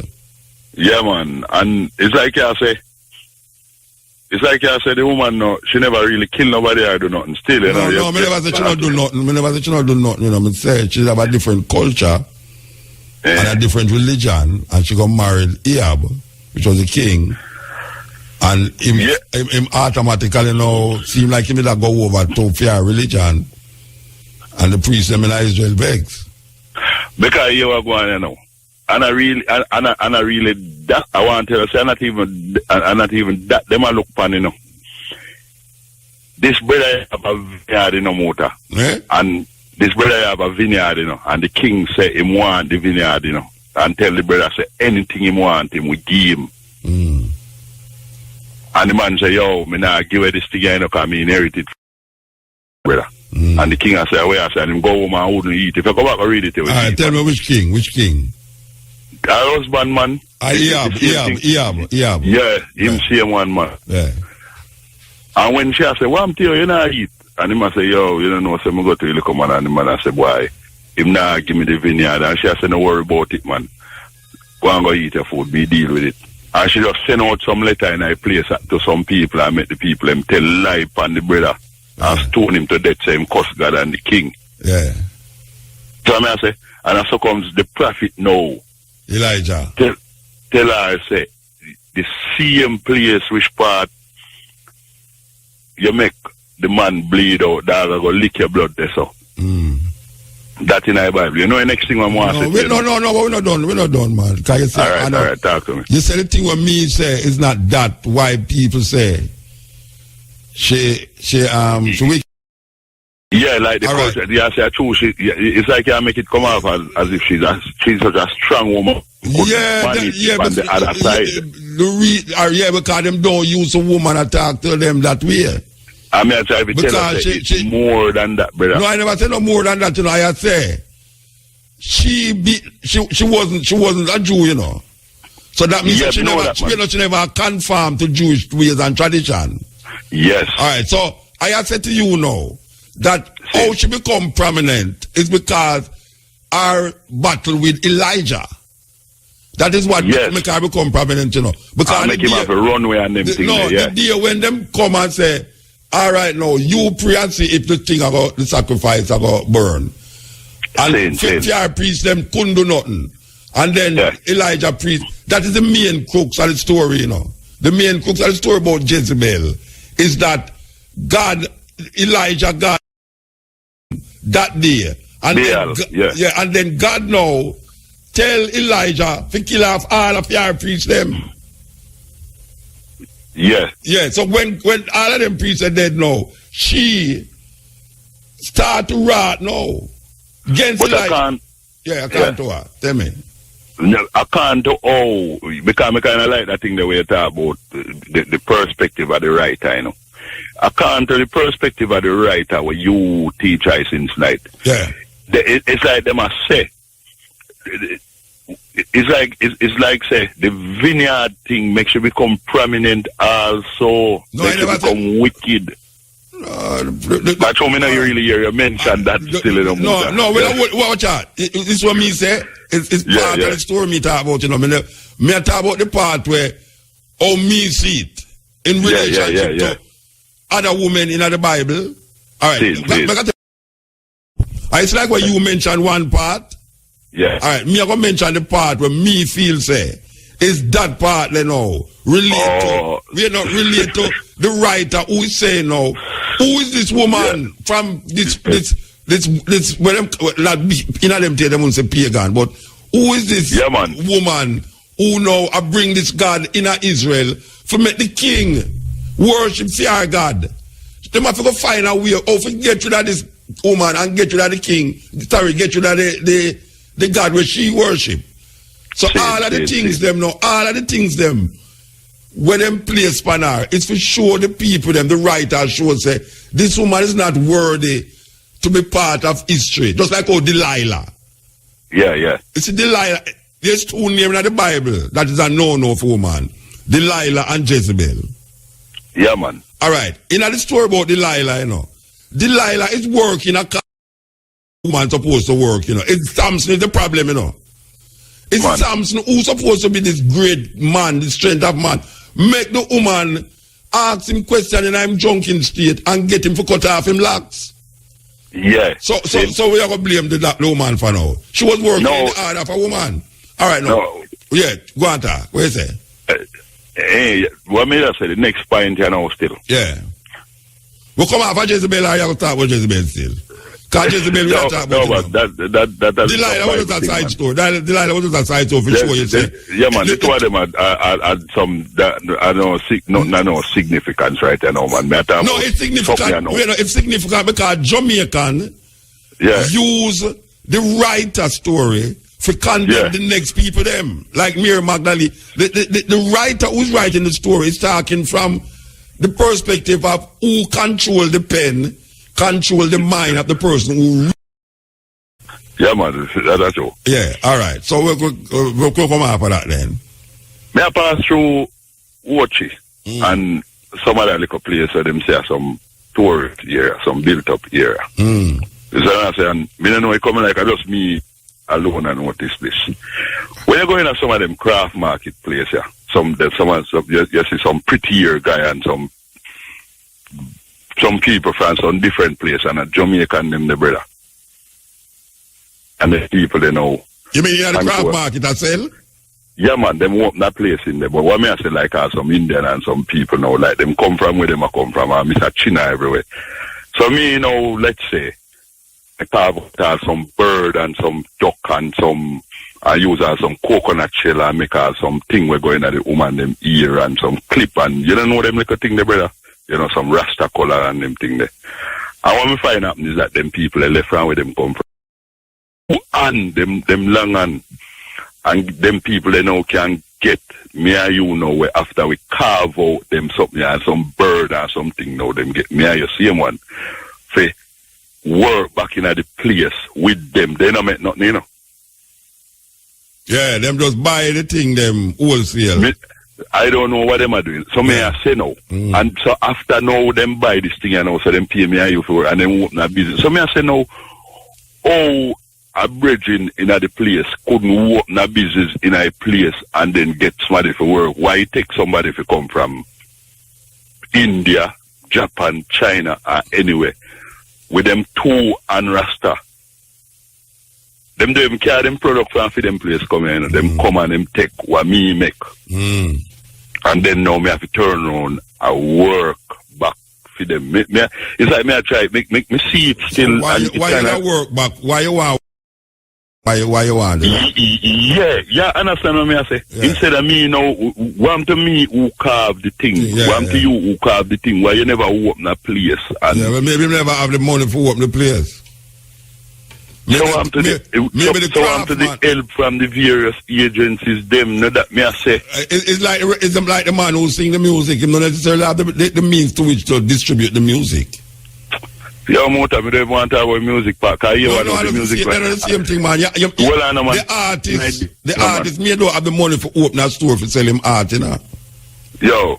Mota back in the days, you know, man, the artists just vex and fed up, you know, man. Because it come from the slavery thing where man just vex and fed up and just voice all too tune, you know, everybody. Yeah, so what you think the artist should have, what you think the craftsman should have do? The craftsman to go open them business, man, and get with them people, them, man. People them go sell what they make, man, and don't sell what me make, man. Alright, so how am I going to open the place? Where am I going to get the... Then you know, have the various... them, man. You don't think to them people that go to the agency, them? You don't think you think that some of them people that can walk in a bank and say them want to open a craft store for sale for them craft. You think them can't do that? Them have to have collateral. And poor people you talk about in a brethren. Alright, Jano, it's serious in a motor. Maybe if you talk about a collective where them come together and open something for themselves. A collective. Serious, man. But the man from China and the man from India, him never start like how you start, you know. Him start up, let's so you start down, let's so.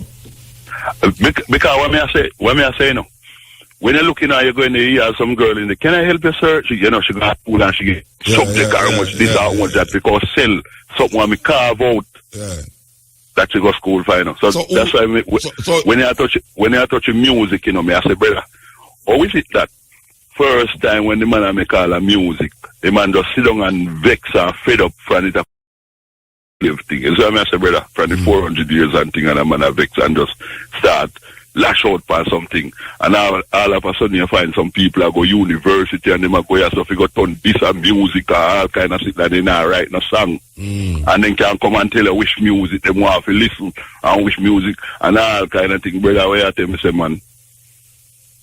You see me? Yeah, but so you see the problem now. So what you think should have happened? Me could start in a person who you tell them should have open them own business.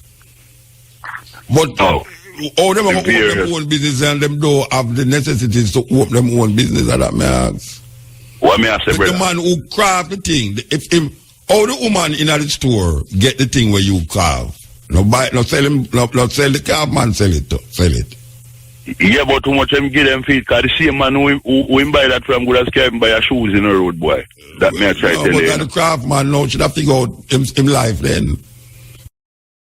to make things and now nobody will sell it to. If the Indian man... Them not pay a little or nothing, them a pay them, man. I mean, I know that, man. Remember free labor, it a come from which part, a chain the there on the neck, you know, so them take time come now and give a little thing in the road, but that may I try to tell you know. Yeah, so... That's where it a come from, you know. So the man Remember, say it is free. So the man in a Fern Gull, you know, the man in a Fern Gull who a carve every day, you know, where am I get money for open shop? Eh? Where am I get money for open No, shop? him there, so him go, that's alright, that's still, because you don't know. No, so who you talking about? The man at the craft market. But when you go in at the craft market now, you look and you see some other thing. Because you think that the man at Fern Gull, a carve for everybody in the craft market. That you try to say. No, me not say no. Me I say where he must always try to make a find place to open store for sell film craft for him personally I make. But me I say in the first place, them guys that shouldn't I use the man them thing, brother. I want to the man them out there. I want to know the agencies them and that. Me a question. But the man them in there tell them somebody else. Me not understand what you say. If me make a craft for me, anybody will come here, I go tell them to it, sell it to them. If me get the money when me ask, so me go sell it to them. Yeah, but what me I say, you know, is that when them buy them thing from the liquor man, you know, I mean I try say to you, say, from way up me I tell you this, you know, say they might give the man liquor or nothing because the poor man go as film thing if he just make the thing them, you know. Yeah. You understand what I say? So if now no proper guidance. But you make money and fight too. No, I make no whole heap of money, man. You know, you say, man, some girl in there with all them much thing. No, but why the man in the crab market now make no whole heap of money?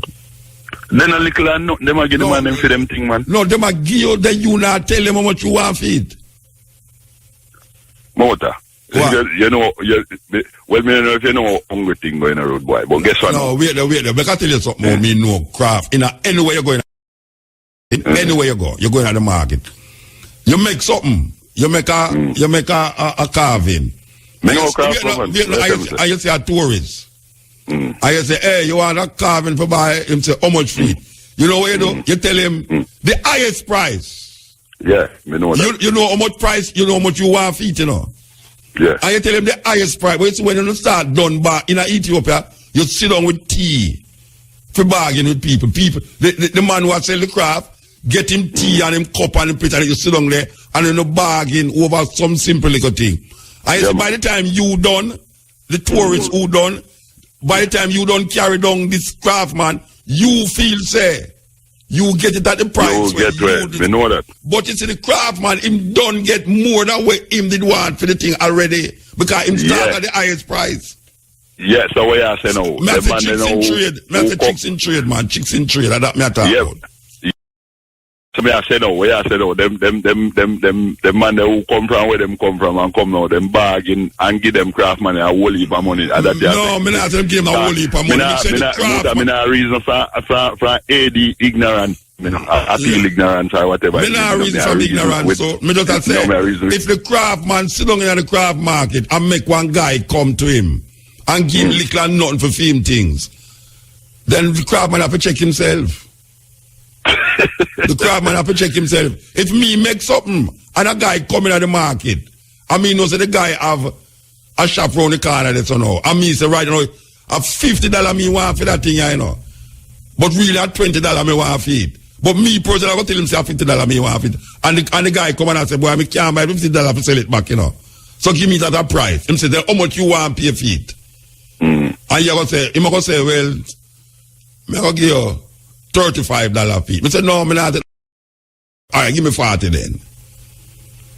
I saw bargain going on. But you can't come tell me now, say, every man in that store, you know, a Indian come to him and say, right now, $40 me want for this thing, but really and truly, if we get 20 at the price I want, and then the man come give me $5.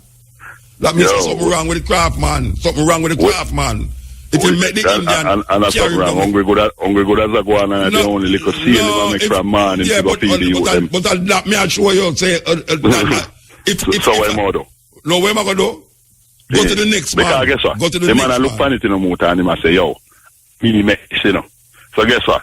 If the thing even value $50 then, and the man I give me $20 feet, the man I look for and say, all right then, you would have to go to school tomorrow and food if you still eat this and evening. And the $20 can carry him pick to go to school, right? so him good as I say, all right, let me just deal with it for this. Yeah, well, and we can make back more. So it's like for ever. No, that's not a robbery. That's not a robbery. No, it's not. Me never said that. At no time, me suggest about no robbery. Yeah. Me not said just nothing about robbery. Yeah, look how the next man I make after you. You must make half. Yo, you must look after what you are making for yours. Half a year own labor, brother. You can't. Yeah, but are you responsible for your anti-mode thing? Or you can go make a man make your craft, and every time you tell it an anti-mode you work with. And well, you have to remember, you have to remember, as I say, come from nothing, from free labor. Let me tell you something. If me make something, and me say, a $50 me want for this thing, yeah, and me get the $50 for it, and when me go in a man's store, me sit and tell for $200, me no business. Me no business. Me get my $50 when me want, so if you want it for $500, fee business. Yeah, that's a case. Yeah. They said the man should have owned him store in the place. The black man should have him store in the place. Because when you look at be a different kind of people are own store in the craft market. When forget it for and then you ask me answer that already, you know. Me said he said the various agencies. Which agency? Which agency you talk about? Which agency? Well, if you assist people in a business, if you look for the government agency to go help you, you don't know, you sit down and diagnose your supper. Yeah, if you sit down and wait for the agency to help you, all you have to do, and as some you see doing at the whole world, tourists know that I go on. All me is, all right, anytime I go to Africa, I go to the market, and most of the things that I have in my house I wear, I take Africa, I buy it, right? All right, you know I say no. You see me go to the market, and me say, how much a yard for that piece of cloth there? And the woman tell me the price. You know, it's a bargain start, you know. And you know the woman do. Yeah. She go out buy all orange for you. She go buy water for you. And who sit down there and you talk and you say, me nah pay that fee, you know. And she say, how much you can pay? Me say, boy, I really and true. Me know say, I rob me, you know. She said, no, me nah rob you. Tell me how much you can pay. You say, no, say, this me want pay. You say, me walk away. Me know that she make money. Me know that she make money off her because she nah outsell herself. Unless the Jamaican craftman are idiot. Because me know when me go to Africa, them African woman, they nah give the thing and lose our fight. Nah. No, when I say my idiot, the Jamaican craftman are idiot. We just say the thing set away which part, boy, come like just an anti-mode thing. And we know, say, him should have owned him things. But you know, it's the idea of owning business. We never get taught for own business, you know. We get taught for manage business. To manage other people's business and work with people. Yeah, so we know if we go develop an entrepreneurial thinking in ourselves, say, watch out, it's like the craft market now. All right, here we go do. 6 away. Make us put some money together. You see the store in another plaza there. Make us head towards to get a store in another plaza there. And the whole of we can own it and put all our things in night and still have the craft store open. Yo, that one next twist there to that, man. That's all that man and some money start make, man. Man start chop and shut up. You see, after me find a solution, you find the next to unsolve the solution. No, then you don't know what say. So what is the solution? If you have to must own the shop. And then when me say, all right, me go own the shop. Now you say, yeah, but if you go own the shop, man, I will shut up, man. No, we are saying in another way, the way we all much man them together. All what up now, the tourist boat couldn't even assist the man them. But you are saying, open nothing. Yeah, but if the man them open nothing, you are say, them are going to nyam one another. Yeah, man, they don't know what I say. Then what the purpose you find out? So where you want happen then? If that you would be the best solution. No, but if you are say them for open them own thing, I will meet you say yeah, make them open them own thing. You say then you know listen what me I say either. You say even the tourist board can assist the man them in a. And when the tourist board assist them with them. Some man have open some. You get long time to talk, no, you know. You get long time to talk. Believe me. All right, no sir. Yeah, blessed. Yes. Yeah. Yeah, Mota. Yeah. Yeah, blessed, my brother. Yeah. Yeah. Well, one question I want to ask you, Mota. Yes, sir. I listened to the on Herb Curb the Sunday, right? Herb Curb. Yeah. But the hemp. But me talk about hemp. Yeah. And one rat not sure there about the creation herb seed, right? The one that will take 6 months, the long one them, the original. Yeah, the 9 months and 6 months, yeah. Yeah. And him say, I only open a sentence you can get them seed there. A profile said. A profile said. A long time I look and see, me can, you know. You can't talk to profile, man. You don't know profile? You don't know profile? No, Muta, me there in country. There no country profile. Which country there? Yeah, but I mean, the other side of the country. No man, which other side of the country there? Me there St. Catherine. Then St. Catherine on the fire from St. Anne, Bridget. Yeah, but me don't know which part of St. Anne to go. So what you want me to do? You want me to give a phone number? What you want me to do? Yeah, because I get a phone number, because I contact him. That would have good. Your profile number there? Takura? You have a profile number? Alright, here what you do? Yeah. At IRFM down there is supposed to have profile number. Him not have to feel away if him get. So me the operator, tell the operator to figure that man a profile number. Call back the operator and you get him number, yeah? Alright then, Motor. So just start the profile and give me the argument. Both the seed, yeah. Alright then, Motor. No respect, yes, sir. Yeah, man, yes. Yeah. Yes, Motor. Blessed man. Blessed, yeah. Give thanks for information as usual. Wait, sorry, Reggie. Sorry, I don't want to cut in for you. I'm going to give you time to talk. You know me don't like. You me don't like. Alright. A man come with a reasoning to say the craft man them a get rip off. The craft man they must start them own business. And when you say alright, you find a way to say alright, craft men start them own business. Hear him say no. Yeah, but you see two little more, the two to them fight against one another. So what the purpose of suggesting said the man them a get rip off and must start them own business. If you in your back of your mind and say if them start them own business, them go fight against one another. You know, go back to square one now and then say they must go and sit down and the craft and look feed and to mouth. Come and understand that logic there. They must get them own business for sidestep the Chinaman, the Indian man. But you are saying if them get them own business, they must go fight against one another. It means no, they must go fight against them one another. Anyway, give that ear, Bridget. Yes. Yeah. See, the most important thing in knowing that talk about is where are these people get the capital from initially. And that me ask. Yes, and I'm not really properly address that because a lot of people have ideas, but the bank not giving them a loan. And so I'm not no collateral. I'm not no collateral, Bridget. Yeah, and the biggest problem that still. But one of the things that me say to him is a co-op thing. A group of the man, it's like how you play. It's like how the woman them set up, what them call it, partner. A group of man in the craft market have a portion of money. Them pool them money together. And say, you see that shop there over there, so make five of we work towards renting that shop there over there, so. And with all the craft them we can put it in there and pay rent for them thing there. Now when me suggest that, it hear him to me now. They don't know, so the man never start killing another and shoot one another. They will be for do, will be for say. So all them now handle to the Indian and the other people, them and I don't know how we think that way because we are trying to find a solution, you know. But the solution turn out to be now shoot one another and kill one another. Some people know a solution, they just want to complain and yeah, it's a complaint thing in the pan. It's a complaint thing in the pan. Yeah, man, them are always trying to complain about. That's cynical way of thinking. Yeah. Yeah, I have a question for you. I mean, you touched on the history and something, and especially, I mean, beyond your program, most people in Jamaica don't get no kind of exposure to Africa, Afrocentrism or Pan-Africanism and everything that. But to run it with mention, so I'm going to start emphasize history because people in Jamaica don't really value history. When I say African history, I just history, generally. Well, history in general, still, and I guess my concern is how intellectually or historical, factual will this history be? Yeah, but we used to learn history at school, and I know we never use African history. Yeah, because you don't know already, colonial times, Africa meant nothing to them as beyond exploitation. African history and legacy meant nothing to them. So put that to all because they never want to know that. You don't know them, they ban certain books, you couldn't buy certain books from MLK or certain people and everything like that. And you touched from Marcus Garvey, you touched on Haile Selassie, and in addition to them title of Selassie, I'm probably the only African leader with a parade in Washington, D.C.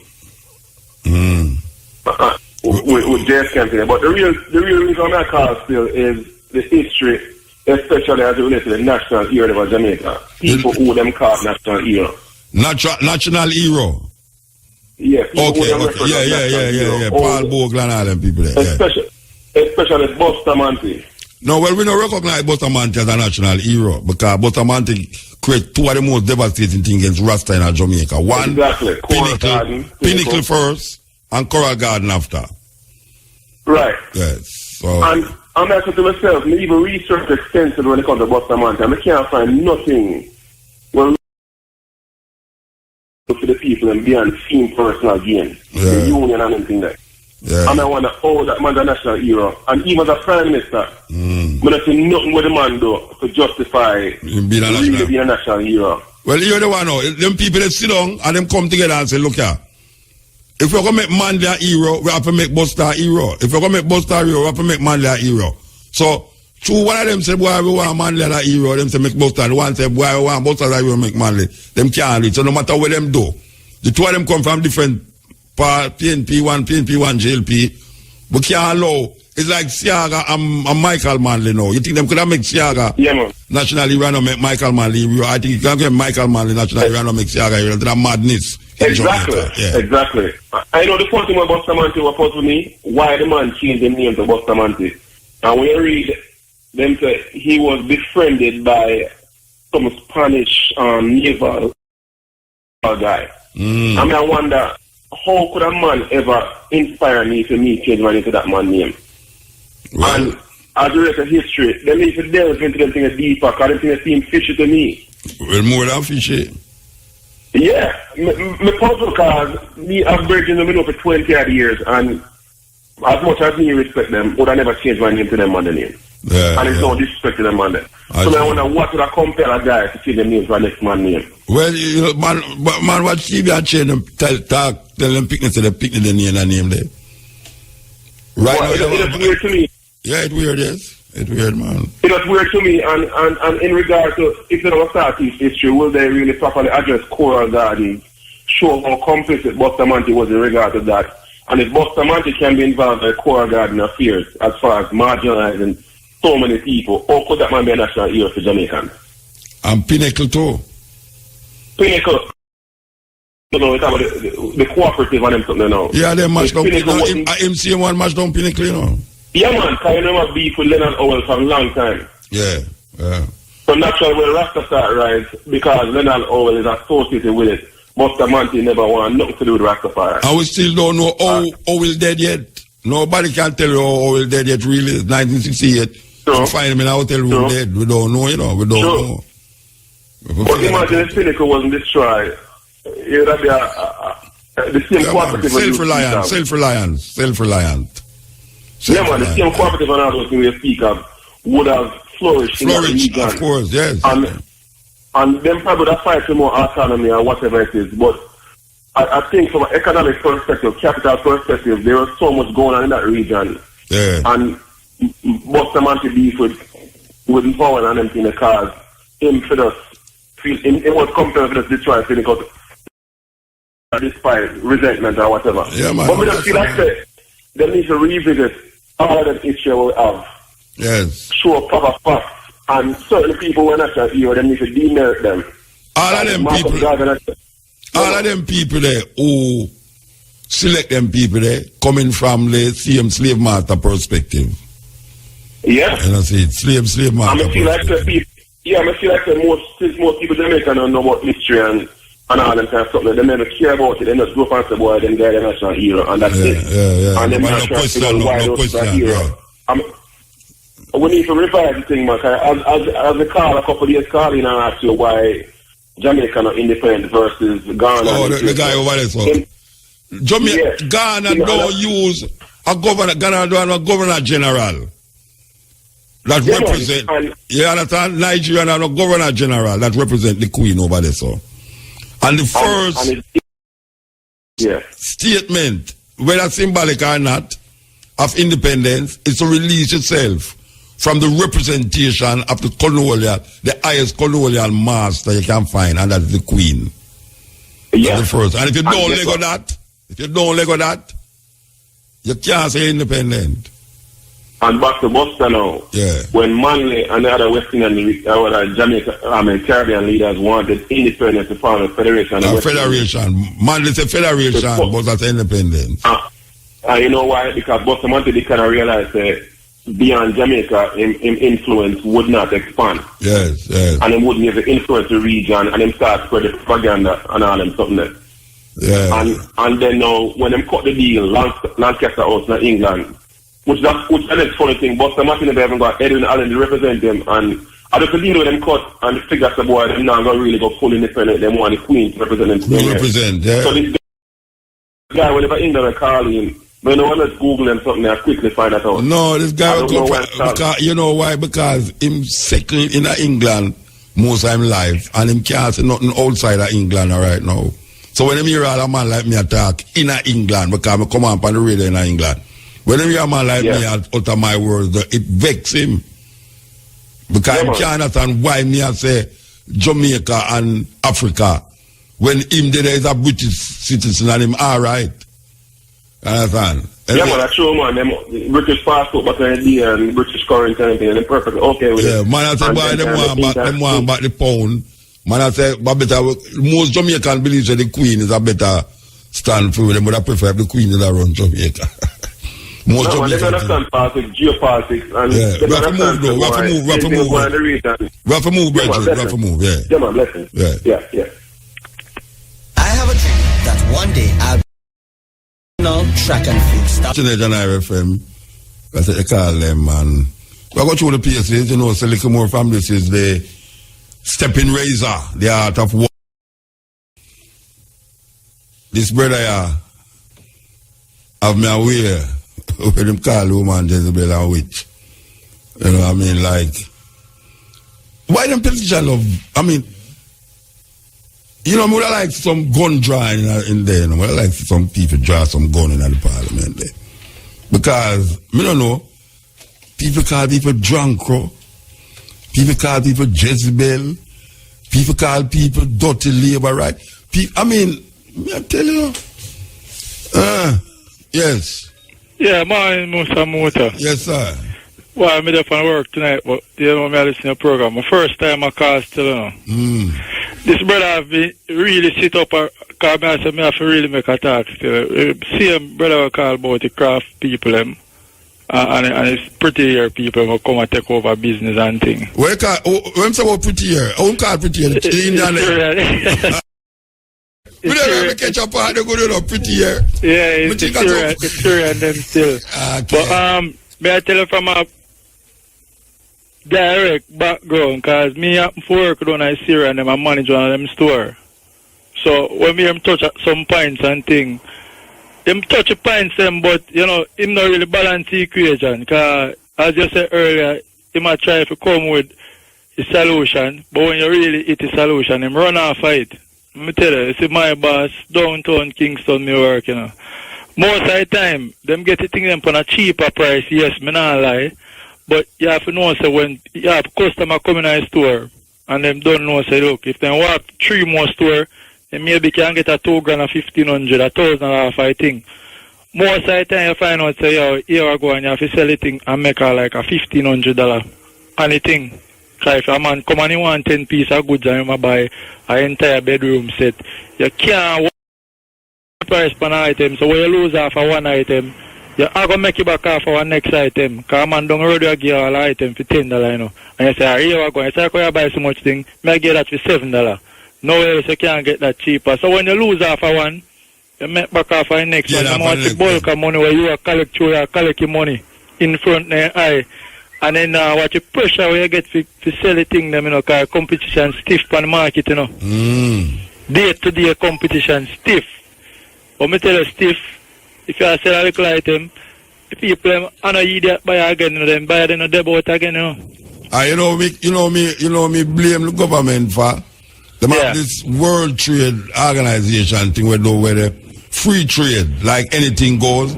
So you see, when we have something, when a craftsman sit down and spend all a month and carve something, the Indian guy or the China guy just take it, carry go to Taiwan or Tai2, or carry it go up there so, and duplicate.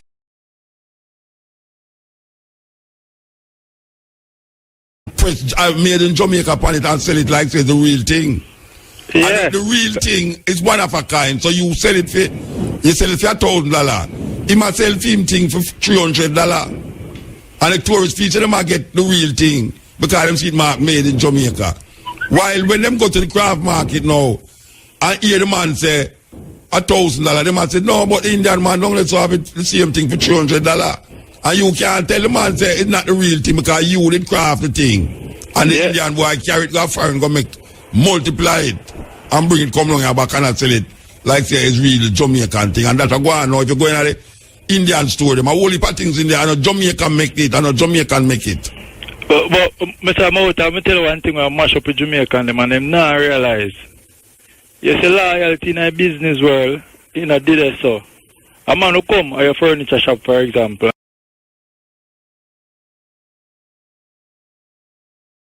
Sorry, you will go and buy a mountain. Man shop a police man if you carry come at your place and that make business bad. So instead if you take 2 steps forward, you take 3 steps backward because they can't recommend nobody to you. Yeah, that no. You see, and it's a mentality, you know. Yeah, we need some business etiquette in the informal trading thing, you know, like, you know, because we see how them work, you know. Yeah. We see how them work because a man now we all sit down there with a tourist now and a tourist come and you as a person now come from Kingston and him all out by you wicked and I know him all out by the tourists. Man. But me tell us where you go for buy a thing most of the time because me done a business over 8 years now. And I learn over time. So most of the people who come now who have money. But me tell them when they come and approach you, them not approach you in a way for you say boy, you know, so this is a money dude. Then come and look ragged and look like them never want the thing. Yeah. And them compare the price, them and them say, how much for that? And you feel like they can't buy it. And them say, you know, say, $20 for that. Yeah. And them say, oh, 20. And I say, all right. And them look around back on something again. And I say, how much for all that? And you're going to feel like, say, boy, yeah, them now buy. Right now, the people them will buy, and them look ragged this. And them don't know the price of everything already. And they know when you carry them wild. Then watch about the language, you know, because you see most Jamaicans feel like they can grow on people. You know, Indian and training, you know. Yeah, let me tell you something, Bridget. Ethiopia, it's the Ethiopia market. Yeah. And the biggest market may ever go in the world. You understand? When I say big market, I talk about bigger than Kingston. The market alone. Alright. Now here one now. This is when you're going to them places, eh? Because you have to get used to the thing, you know. Yeah. If you're not used to it, you spend hours. This is when you look on a shaman now and a man tell you say, boy, right now, him want $20 feet. Yeah. And in a yourself, you know, say, a 2 year tourist, so I'm going to tell you $20, you know. And you will say, no, so I'm not, you know, $20, and you walk where, him run you down, you know. Yeah, man. Him call you back, you know, and carry you go in him shop, and give you a chair for sit down, and tell him people them to go get tea for you, and put you around the table, and you and them sit down and say, all right, how much you want to pay for it? And you're there, you bargain, I mean, say bargain, you know, Bridget. That is an art in Africa, you know. You have to know for bargain in Africa, you know. Like Jamaica, when a man tell you that, and you say no, and them say that, and you're done, you know. The man, they make you feel like, say, boy, right, them go carry all, go home, go give all something, you know. Yeah, it's when you go say, all right, now. Me never really take to pay $20 fee, but you know. Me I go give you. You say, well, if him tell you $20, it means, say, it value half the price where him say. So you like now you say, I'll give you $10 fee. And then say, oh man, no, why you want to do that to me? Why you want to do that to me? I say, what you mean now do that? $10 may I give you fee. Little more him say, all right, okay. Him give the $10. You know when you gone, you know how much fee it? At $3. But me tell you, I'm a sales manager, you know. Sales manager. So we should have thought everything over radio still. But why not talk it over the radio? Why not talk it over the radio? A tricks in trade, and you have to know better people them know the trick. Because you're not going to sell the goods for under your price. Never. No care what you do. Me tell you still how that can apply. Them have to buy a package of things. Yes, a whole heap of things. And them know directly say, even if them a smart shopper, them know that because if you have a smart shopper and the only thing you have to do is give them a lead pan to them and overtake them up pan tree, you know. Of course. And them now know, them can't know. An idea still, me tell you, Mr. Mouta, you see, your business knowledge and how you deal with people, that say a lot, you know, because man, you know, say a thing by the 10 and I even give you 15 because of your service, you know. Of course. So you see, when you do business, You have to just look for everybody equal. Then what you know? All right, when them have the Black Friday thing, and them say everything must go slash to all 60%. Yeah. When you go in at the store and you see the thing that tells you $1,000, I know it will sell for $40. You and yourself really believe, say, the man will sell it. I sell it under price where buy it for. Not a blouse and skirt of that. Then we make like 5% off of them thing, but that have to just rotate the stock. Yes, of course, because it start get old and it's too long. Him just say, make a cut and slash that. Then all them Black Friday thing they still, you know, is a group farm and say, yo, here we go. You see, if you want to get them thing off of your hand, just let go them fair price. You might make a little money, but you see money you make where you spend for than the thing them there in a place and damage. So you get rid of them thing there. If you make $1,000 per each item, you still not lose $1,000 per item. It name quick sale, small profit. Quick sale, small profit. That's how it name, quick sale, small profit. Yeah, because it don't make no sense. Watch you know. You have a thing where you spend $10 for if you can get $12 feet. The longer you make it stay there, the more possibility if you get damage and you lose it and sell it for all you get $1, you know. Alright. So if you get it $2 and get it thing go, I don't know problem. That's why Indian we can sell it thing for them price there. And them no lose and they have customer come back and think that them get a bargain. Yeah. But when you have a customer like them where come, once you get the loyalty and say, alright, how much for this? Them stop come ask the price now because I come to you directly and say, oh yeah, hear me? Yeah. You know, someone and trade this and trade that and you say, you see the one yeah? Anything you tell them and believe, you know. Yeah. So you say, alright, give me $40. Them say, boy, they never bother each because them say they know so from you give them a price. Like best. Give thanks, Bridget, yeah? Yeah, man, big up yourself. Yeah. Blessed. We're going motor. Cutting edge. I'll tell you. You see, we're going in a parliament there. The Jezebel thing. Minimum wage. Oh, the minimum wage part. But another thing too, right? There's so much things. Every week a different thing. It's the way where the two politicians them, where them go on within there. When them announce minimum wage, you think them know what them do? I mean, them know what them do. It's a side show. Them sit down and agree with it, man. It's a side show them are trying to create to take the people in mind off of the reality of the thing. Of what them do. Where's that $600? That $600 way reached to is not livable in this economical climate in the Jamaican economy right now. So suppose them never get the raise, what them would have do? Me just throw that out. Suppose them never get the raise. How long is every 2 years now? No, but me hear people say $1 can't do this and $600. Well, when them do that do before them get the $600? Well, a $5,600 did that. No, man, I say, but when them do that do before them get that? Before them get the addition, right? When them do that do? Or them do that survive? Them do that lift on the $5,600. Okay. You know. But me hear people that shout now, I say, boy, $600 can't carry go a shop, but them do that go a shop before them get the $600. And now it gone to $6,200. It's even worse. Well, if you have 40-hour week, yeah, but to be honest, to me personally, if somebody work 40 hours that way there, a $10,000 is in order. They say supposed to there. I mean, that's small still, but $10,000 for 40-hour week. They say supposed to the motor. Yeah. But if you look, if I give you a brief history of minimum wage, as you say, history is the thing that guide you. Guide you, yeah. Right? If it's just a minimum wage over the last 20 years between the two political parties them with them in the office. You have a 7-year period where the people never get no raise. Nothing. Everything what them call it freeze. Yeah, freeze. Then and then now since the PMP come in office now is that every 2 years a biannual thing. Yeah. So the little raise of them give now, where them give this a year, a $300 for 1 year and $300 for the next year. But you know, you're the person, but you know, the nurse, man, them thing, they accept the 7% thing, man, so, I mean, we can't everybody talk about that, you know, because... Yeah, but 7% at $10,000, and the same percent at 7% at $1,000, you know. No, I know, but the 7% was small for them, because you remember them did that... Reel up and let the government just water them down.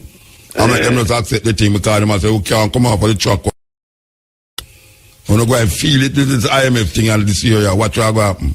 Another IMF alone? No, I never say alone, but I say the IMF, and I have single out the IMF, yeah. Them go and feel it. I mean, I tell you, the IMF alone, the ZigV thing where our command, you know. Yeah.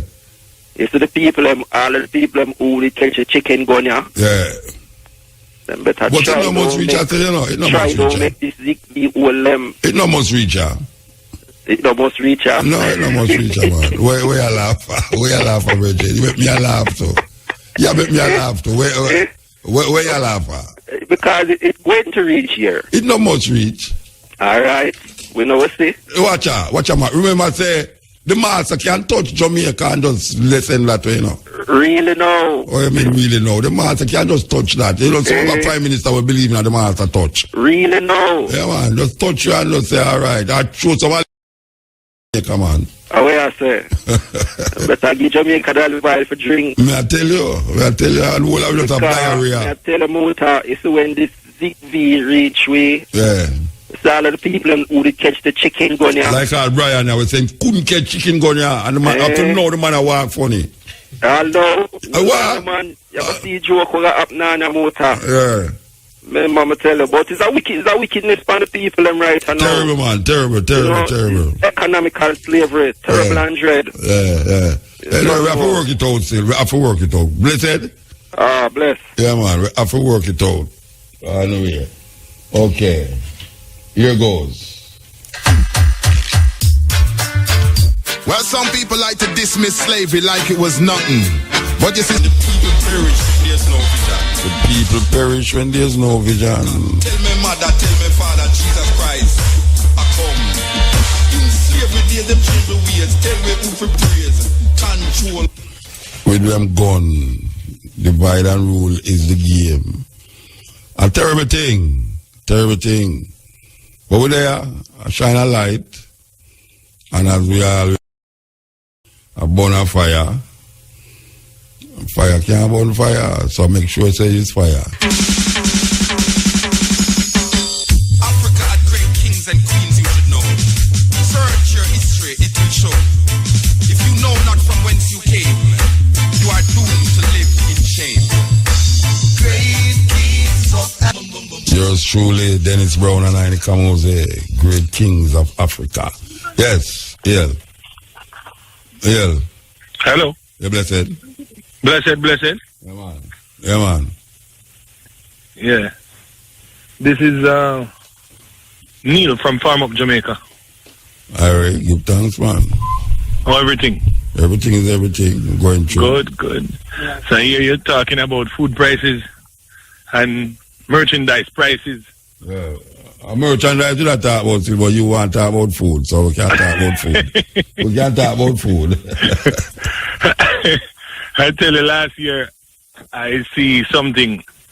It was lettuce for $700 a pound in Jamaica.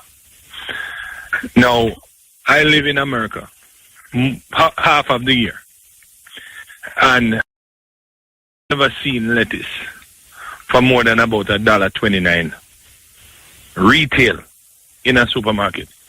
And I went to a supermarket in Clarendon and saw it for $700. That would be equivalent of about $6.80 a pound. $6 and something. Yeah. I wonder at that point, really, I mean, in America, let's just say, people can afford to buy that, even at the $6 price. The farmers is subsidized in America too. Well, let's say that they are, but it is an imported lettuce. So the lettuce that I'm telling you about. Imported lettuce. I imported lettuce I talk about, but I say, in America, yeah, certain things can sell cheaper because the farmer is subsidized.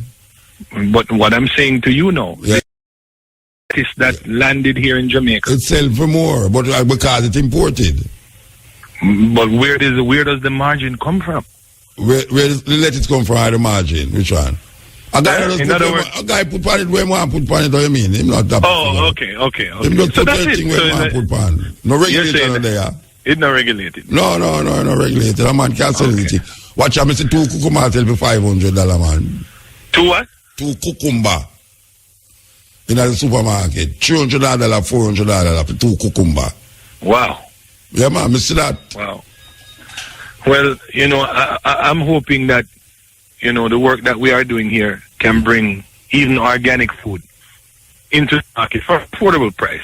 I mean, I'm not saying it's going to be the cheapest thing around. The problem with that is that the organic food has sell for more than the fertilized food too. I understand, and we know that this is where our challenge will come in, because the supermarkets or the mega marts or whoever it is that they will have full access of, of putting their price on it. But our idea was to try and bring something affordable to the market.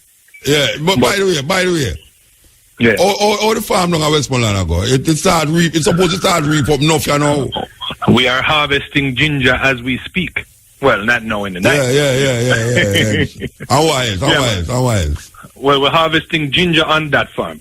Okay. But then we have another farm that we work with, farmer I should say, that we work with in South Manchester. Yeah. And that particular farmer is planting watermelon, tomatoes. In Westmoreland, let's see here? No, that's South Manchester. Oh, because I come down, I go do some poultry thing down at Nigwil, then other mountain, I plan for park. I go load up the back of my van, you could have deal with all them farmers, they will make start farm more and all them something, all you too. Me need to get some things from you. So I come on Nigwil, the end of the month, yeah. I drive, come down, and I expect my van to full up of things and I come back. Well, you already know. If you're going Westmoreland... Yeah, man, Westmoreland and Nigville are Westmoreland, man. We have some sugar cane in one ear. No, I don't want no sugar cane. Sugar cane. Hold on, no. We have sugar cane in one ear. We have... I'm talking about Westmoreland now. So we have a ackee farm in Westmoreland. We have a ginger farm in Westmoreland. And we have a sugar cane plantation that we work with in Westmoreland. Well, I'm not just in the sugar plantation. Well, I have enough cane. Organic. No, man. I have enough cane right on my yard if I build whatsoever I want. What I talk about now is the vegetable that I want. Plus sucker. Yeah. So, I'm going to pass through. No, you could have deal, I'm going to pass through. No problem. Yes. You're welcome. So, but I'll tell you, so that whole tourist, we were bought the tourists them in and planted up the ginger. I'm going to tell you, you might ask, what was the impact of that? Yeah, tell me. And I'm going to tell you what it did in that community is that it inspired a lot more farmers to go into farming. Okay, people that weren't farming in years. When them see the white man, them down there, I dig up the soil and thing. It's like them shame them. Them have to go do something. Yeah, man. Them say, boy, how them love it so and a smile up and a laugh. It's a pity. So white people have to come do that to make them do it. It's terrible, man. It's a pity, but guess what? Yeah. We need the inspiration at this point. Yeah. Anything, to me, any tool is a tool. Yeah, me don't say no, me don't say it was a pity, me don't say no, but, it was a pity that have happened. It's like sometimes, and people say me a madman, I'm going to play the tape here, them and say, what, the white people, them never say it, they won't believe me. Anyway, give thanks, brethren. Blessed. Yeah, man, alright. And when you're coming down Westmoreland, give me a heads up.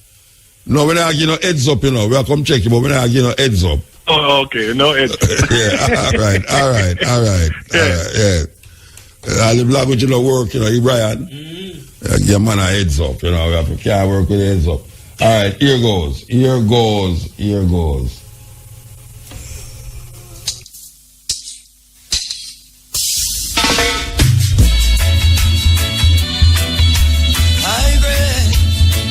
Yeah. Yeah, blessed. Hello, can you hear me? Yeah, man, I hear you, man. Yeah, man, greetings. Kind of terrible tonight. Yeah, I hear you, man. I hear you. Oh, but what you see on the energy thing now, we understand Jamaica have options where them can do better with them energy uses and the environmental science, the way them deal with the cleanliness and certain things in our island. You understand? Yeah. Yeah, because them garbage thing what you have to talk about. I mean, they are foreign, so that kind of sound horrendous. So They pollute the place and I deal with the island. That's horrible, you know. You know, in America, them say the amount of plastic bottle where American you can go around the world 200 times. Yeah, for real, man. You know, it's per year. England, terrible. In England, during the black plague, the bubonic plague, was caused by uncleanness because people and sailors sitting without sanitation. And then it the whole nation, So a lot of the things them that Jamaica practice will turn on and haunt them, you know, disrespecting nature, disrespecting themselves. It must turn on and hurt them. Of course. You know, things that they have to consider, you know, moving forward in the future. Yeah, man. But what me really want to say, you know, I really want to bring up a point with the youth them because, like God said, if we don't create a race of youth par excellence in the science and certain things, there's no way we're going to overcome the evil perils of modern materialism. So, the youth them have to know that it's great that, you know, we create the farming and marketing, but we need some technological youth to go there and deal with science and get involved. I agree with you. Too much. You know, me an artist, but me not going to say me an only artist, but we have a whole heap of artists about the place. We need some scientists. Yeah, for real, because me at school, I got my studies still, you know, engineering science with wind energy, all of those things, you know, because that's really the future, that's where the money is, you know, and you have to really understand, you know, most I want to pay 3 times a week for electricity in Jamaica than we pay in America, and Jamaica is not a country with an economy like the U.S. And there's always option. You have solar, I blew up in Jamaica like crazy every day. I'm looking at the news. Solar all over the place. They have a resort in Hanover with some company from Spain coming here, 2.3 megawatts. Yeah, but if I'm not wrong, I think digital building is solar energy. You know, I don't know if it's true, but I think so. Digital building downtown, the headquarters. Yeah, man, it's great. And there's one in Manchester I just read about recently. I don't know if you heard about it. 28 point something megawatts and build a wind turbine up here. Third phase project, which them have up here. And that's our money, you know, and that's going straight to GPS where the normal person, like I about the light in our house have flicker. Light in our house have flicker, but a couple solar panels on your roof, some battery in our house, you back up the thing and LED lights and then we're there. You know, it's things to think about because we're in an economic world and a penny saved is a penny earned. So if you can eliminate and minimize your expenses, your bottom line is bigger, your net profit is more. So all the people down there, they must blame, they must buy clothes, they must buy big car. Your car can't make no money for you, brethren. When you're going to spend how much money on your car and you're going to put a couple solar panels on your roof and, you know, make your thing real because you have to pay for life. Unless you have to go back and go use kerosene lamp and candle and all them things there. You know, things to consider about. You buy all these clothes and all this jewelry and all these things. You don't really think about your life while JP is getting richer every day. You know the problem. You know the problem with the jewelry there, where Jamaican people buy. It's expensive, but it's not valuable. You know, it's expensive jewelry, but it's not valuable. And Jamaican people, they understand how you can buy jewelry or anything, even furniture, and you can sell it back at a price because of the artistic nature of the furniture, of the jewelry. You know, see, that's why you see people buy all art for $1 million and $2 million. When you go and look at it and say, what kind of thing that is? But you have things that is expensive where people buy, you know, but it's not quality. It's not quality. Exactly, it don't have any intrinsic value because there's no workmanship. No workmanship. It's just a little machine that do a thing. You understand? So that is part of the problem too. As you say, we have bully for expensive, this are expensive, that, and it no value nothing. It have no quality, no aesthetic, nothing. Yeah. Chinese, made in China thing. Yeah, we bring up that topic, which is a very valid point. And, you know, an investment, you work hard for your dollars, so you have to know what you invest in and what it's going to be valued.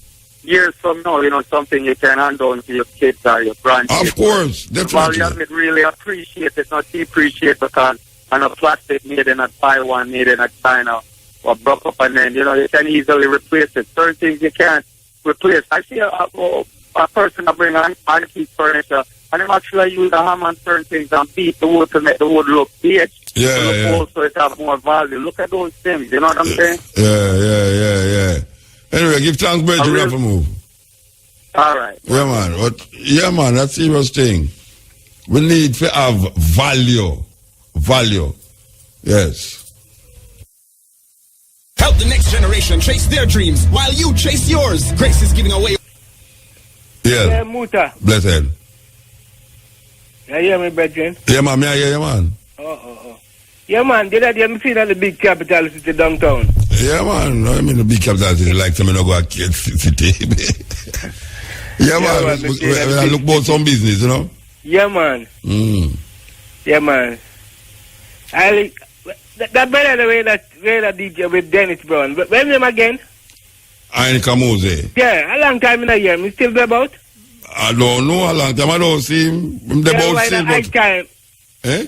In high time. Remember that... Long town. Yeah. Yeah. For them time, me not hear about him again. No, man, I wait at him, man. High time a long time. And then remember him rise up with a big hit at stepper. And he got hit on billboard and get big, man. Oh. That's a long after high time, man. Yeah. Like your music that you play, though. You play some Irish music. Yeah, man. Give thanks, man. Give thanks. Yeah, man.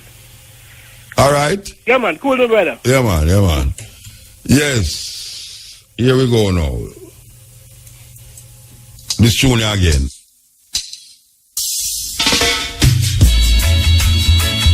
Yeah, blessed. Wagwan water. Cutting edge. No, man. I like how you deal with the thing, you know. All right, sir. Yeah, man. You have more action water. Yeah. Then, Lord,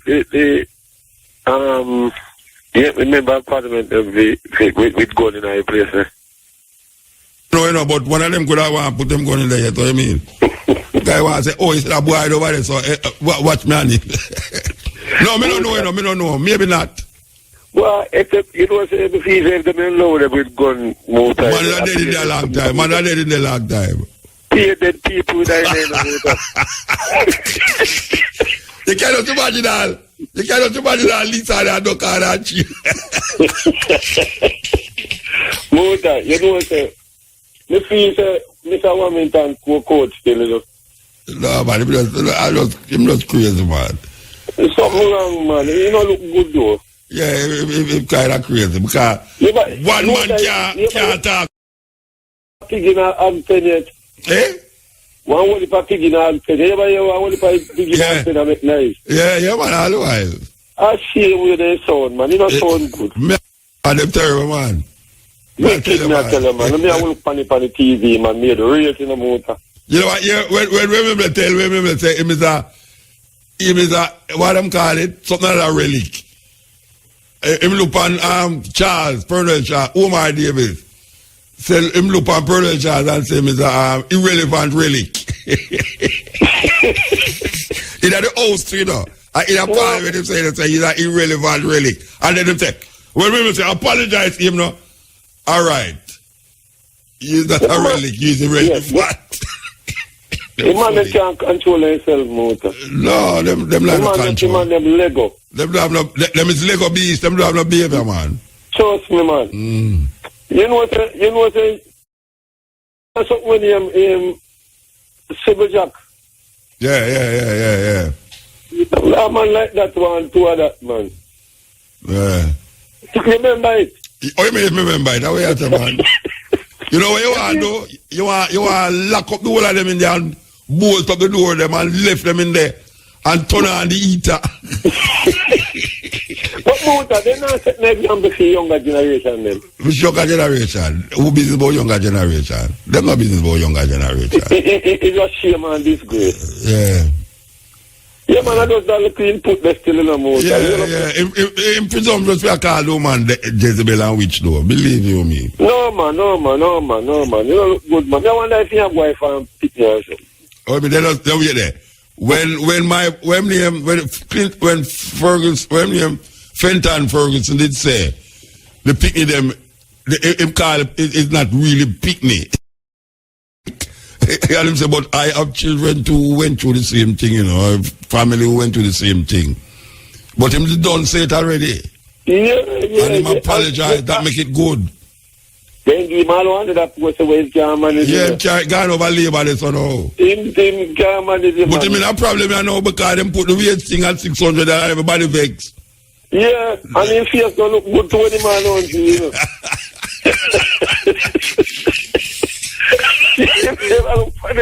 Enough story. But you know what, Mr. Dolly, you know? Mr. Dolly, you hear me? Yeah, man, I hear you, man. You know, film division, you know, one place named Mace River, Clarinda. You know them places are kill it on them places? No, talk. Me don't know them place, but talk. Well, boy, I tell you right now, brother, I hope him know you appear sick people up there, you know. The Zig V? Where's the Zig V reach up there? I hope he... Zig grab the man, grab the people. If somebody grab in the road, man, I tell you, man, give it in condition of the road motor. Everyone on the road bad now, man. Everyone on the road bad. We swap, I don't know. We swap for walk and still. Up in a Clarendon and road town, near River, them place, man. That's terrible, I tell you, man. Yeah. Wicked, man. And if I don't remember minutes, you saw dust. People are want to dead up there, man. Yeah, I don't know about that. The wicked, man. That's true, man. It look like all the road. We swap for walk and stilt. You know stilt? How are you, man? We swap for walk and stilt, go home. Why? I pay my people, most of them parliament, them mad, you know. Yeah. Yeah, man, them mad, man. Crazy, man. All right, yeah, man, give thanks, man. Yeah, may I tell you, it's a serious thing. And everybody have Black Road now. Everybody have some people block a bridge. Me just look political and say, yes. But some people block a bridge, you know, and the people have to walk over the old car and for go which far they go. And them try to tell the people, them say, you know, you are impeding traffic and this and that. Fix the people them road. I thought that was them impede traffic. Impede the traffic. Fix the people them road. Anyway, we continue the journey musically. We are the ones we've been waiting. We are the ones. That, yeah. Me I remember the performance of me and them do. You know, say me have to go find the record in there where me and them do in Washington. Me have to find the record in there. Believe you me. Or me can't make them think they support me and Rasta. You know the problem with them thing there? Me go all dead and there you go hear say it's a big hit. It's a big hit, it come out, you know. I don't know how them things can pass me, you know. How me make that pass me now. Sweet Honey in the Rock performance with Musa Baruch. I mean, have the record and that. Wow. Yes, yeah. Greetings. Where the bother laugh? Where the bother laugh, man? Because I just talk about dead. That is a laughing thing, eh? Yeah. Me hear that thing there, you know. Me not believe in it, you know. What you not believe in that, what you mean? That's me no like either. Me no like either. But it's inevitable. I come go. No, wait a man, we don't come off for that. We not come off for it. We don't run off for that, so. We don't run off for that, man. Wait there. That is not something you believe in, you know. That is inevitable. You know, inevitable. You know, it just the word sounds still. But me no, but you know, what you want to say something? It is with a passion. The way me know in it, me can't talk about it. The way me know in it. Me no fear it. Me understand them levels there. Yeah, me no talk about it because me no really in it. Yeah, me understand them levels there. Yeah, me could come off fight now then. Yeah, man, me come off fight. Yeah. Rebel salute. Yeah. Preservation of reggae music. Give thanks it come and, you know, it happens. And, you know, the musical part of it, you know, the meditation just moves here and how Kete is so rare in the music. In the music, yeah. In the music, yeah. By the way, are the biggest Rebel Salute. What you say, are the biggest Rebel Salute? Yeah. Where you laugh again? For me never say dead, where you laugh, for me never say dead. It's the biggest reggae salute. No, why you laugh? Why you laugh? No, me laugh because, one might say differently, you know? Well, you know, a rebel me here say that, you know? Yeah, me know. Rebel say the biggest rebel salute. The most attended rebel salute. Oh, the most attended. Yeah, man, attended. When you say big, you know, you talk about people, you know. What am I laugh again for Virgin? I never said that. In that way, they attend that. Wait, when a man say at the biggest show, it means that the amount of people there are the biggest attendance show. So the number, the turnout. Yeah, so when rebel say at the biggest one, it means that the turnout was the biggest for the 2 nights. Give thanks. Yeah. Because at the end of the day, you know, that's what it's all about. Yeah, man. Improvement. Yes, indeed. And we look forward to more elevation too, you know. So that's, you know, the Kete part of the show now. Yeah, man, the Kete really in reggae music, man. It no, man. The Kete needs a revival in reggae music, man. It's very rare. Very rare. We notice it so much at that gathering there, you know, because it's a gathering that have as motto the preservation of reggae music. And we are specifically talking about reggae music. The Kete is very rare in reggae music. I want to agree with you. Too, man. And it's not a pleasant sight. Because we know the vibration of Kete in reggae music. You know, people who may concern who take stock and let me deal with it, man. Because the players of Kete is not there. I personally is a Kete player, and I know I know other ones who just can't deal with it. You know, accompany any reggae music. You know, we got the veteran Kete them come right down the line over the years, and you know it's sad to see. How it like it almost extinct. No, man, it can't go on, so man. All right, we have a put it forward. Me hear you. Yeah, man. Give time. Listen me now. Yeah. The national, the Jamaica's minimum wage, yeah? It's sad. Yeah. It's very sad. Compared to other regions to other places in the region, the Caribbean, you know? That CARICOM. You know, say, they go Barbados. It's like we got 2-1 in the US currency. Yeah, but you know, they recognize Barbados, them don't recognize Barbados as a third world country. Repeat that. You didn't know that? Them don't recognize Barbados as a third world country. Because of the economy? England, because of the economy? Yeah, because, and what them call it? What them call it? Okay, me have idea what you talk about. But in the rest of the region, No, I remember it. I never sound like me. The G something or the other? GDPR. Gross domestic product, yes. Yeah, man, yeah. Even with in the Eastern Caribbean, $2 to one. Stable for years. $2 by a US. You know, the minimum wage is like 50 something US dollar. 50 something US dollar. Wait there now. But wait, suppose them never raise it. Who did that say it too little bit? Who would that come up now and say it too little bit? Because it raised why people say it too little bit. Not really, but it's too little all the time. Even though this rate go on, it's still too little. When I say we should have that lick out against it all the time, that it can do better when them raise it. But when them raise it, we say too little bit and then we're done. And then I agree. The people need to be consistent in their agitation. Because people work hard, watch out. If them advocate continuously, when them raise it, it wouldn't be $600, but you will advocate and then stop. Yeah. Like next week, you never hear about it. Yes, they put on the little pittance there and then the people get quiet and feel so a fundamental raising take place. But not like that, man. It's still terrible, man. No, me not say not terrible. Me not say. anytime we have these things, we will continue the advocacy. I agree, and I'm saying I agree with the eye. The agitation should be continuous.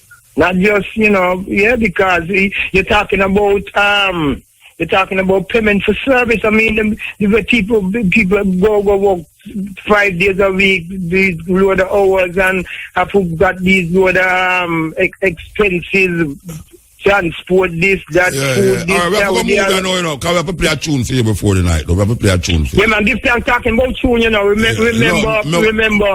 remember that tune that, by Steel Pulse, from the Tribute to the Market album, All right, sir. We're going to play that tune after you like it. It's a sister poet daughter.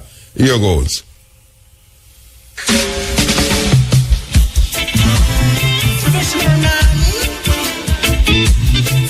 It's the moment to want to yell up, me hungry. Yes, because I know some of always hungry around this program, but me hungry, I will make sure I'm not hungry. The man is here for him program, Matrix. Matrix, how are you, man? I bless, man. I good, man. I know, you say your eye now with the cap. The eye. All right, so you hear me I say now, brethren. If you grow your beard, make sure so your head no ball, Because I start get you hear what me I say now? Me start get afraid of people who have bald and beard. Because me I look for him knapsack for having certain things. So if you know so you grow a beard, better you have ear by your head. Hear, sir? And if you don't have no ear by your face, if you don't have no ear by your head, don't have no ear by your face. That's true. You understand? Yes, because me don't trust people with them head bald and them have ear by them face. Me do some profiling right now, Me do profiling, brethren. Because me know they say the man there with ear on them face. Them have a different thinking. Them have knapsack on them back. And when you open them shirt, you see a whole heap of wires.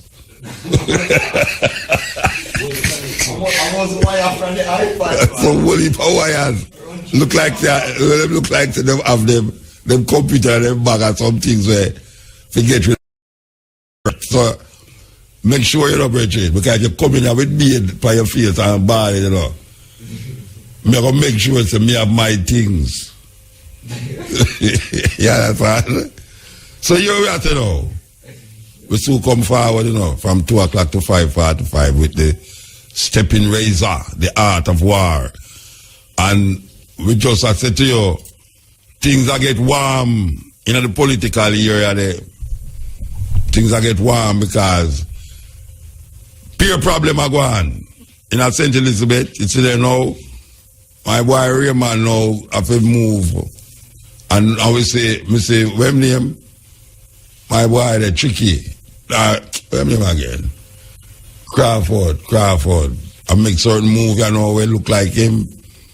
I feel like say PNP party kind of get backward, and him too progressive. One certain. So the youth them, I look on these things and I say, why? But the youth them when at the party, it look like the old people them now left the thing to the youth them. Cause them old feet them don't know when to say enough is enough, Them don't know when to say enough is enough. You understand? Them want to rule till them dead and nothing can go so. Nothing cannot go so. Where one man is this till all. See in America. Two term, 8 years, and that is it. No matter how great you is, from 2 term you're gone. In a certain place in Africa, you have some man where our prime minister for all 40, 50 years, you say, wait, this is where I go on. Them no want to give up power. And that power corrupt them. So we hope, say, Jamaican people, how much time we going to hope that? Can't bother hope no again, because stiff-necked people, them so stiff-necked that all when the thing blatantly all when the trick in them face, them no say it's a trick. It's like the scammer them and the people them are foreign.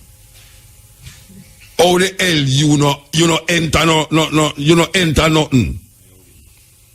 You no pay no money for win no money. You no buy no ticket for nothing.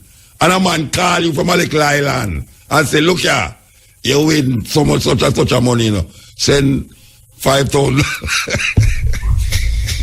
I tell you, me that them thing there, no. A man save the whole life money in his life. And a man call him from foreign and tell him, say, look here, you just won clearing house $5,000 every week.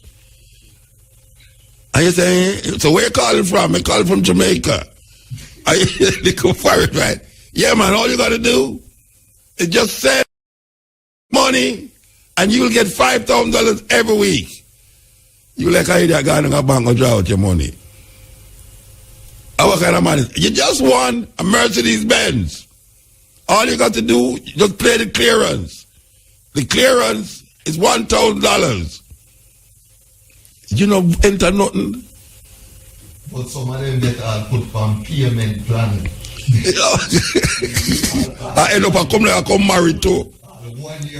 I end up a come like I come married like a coat. A madness. A really madness. Anyway, we are going to play this tune from a virgin named Zuri Adija. Zuri Adija. We're going out to that tune here.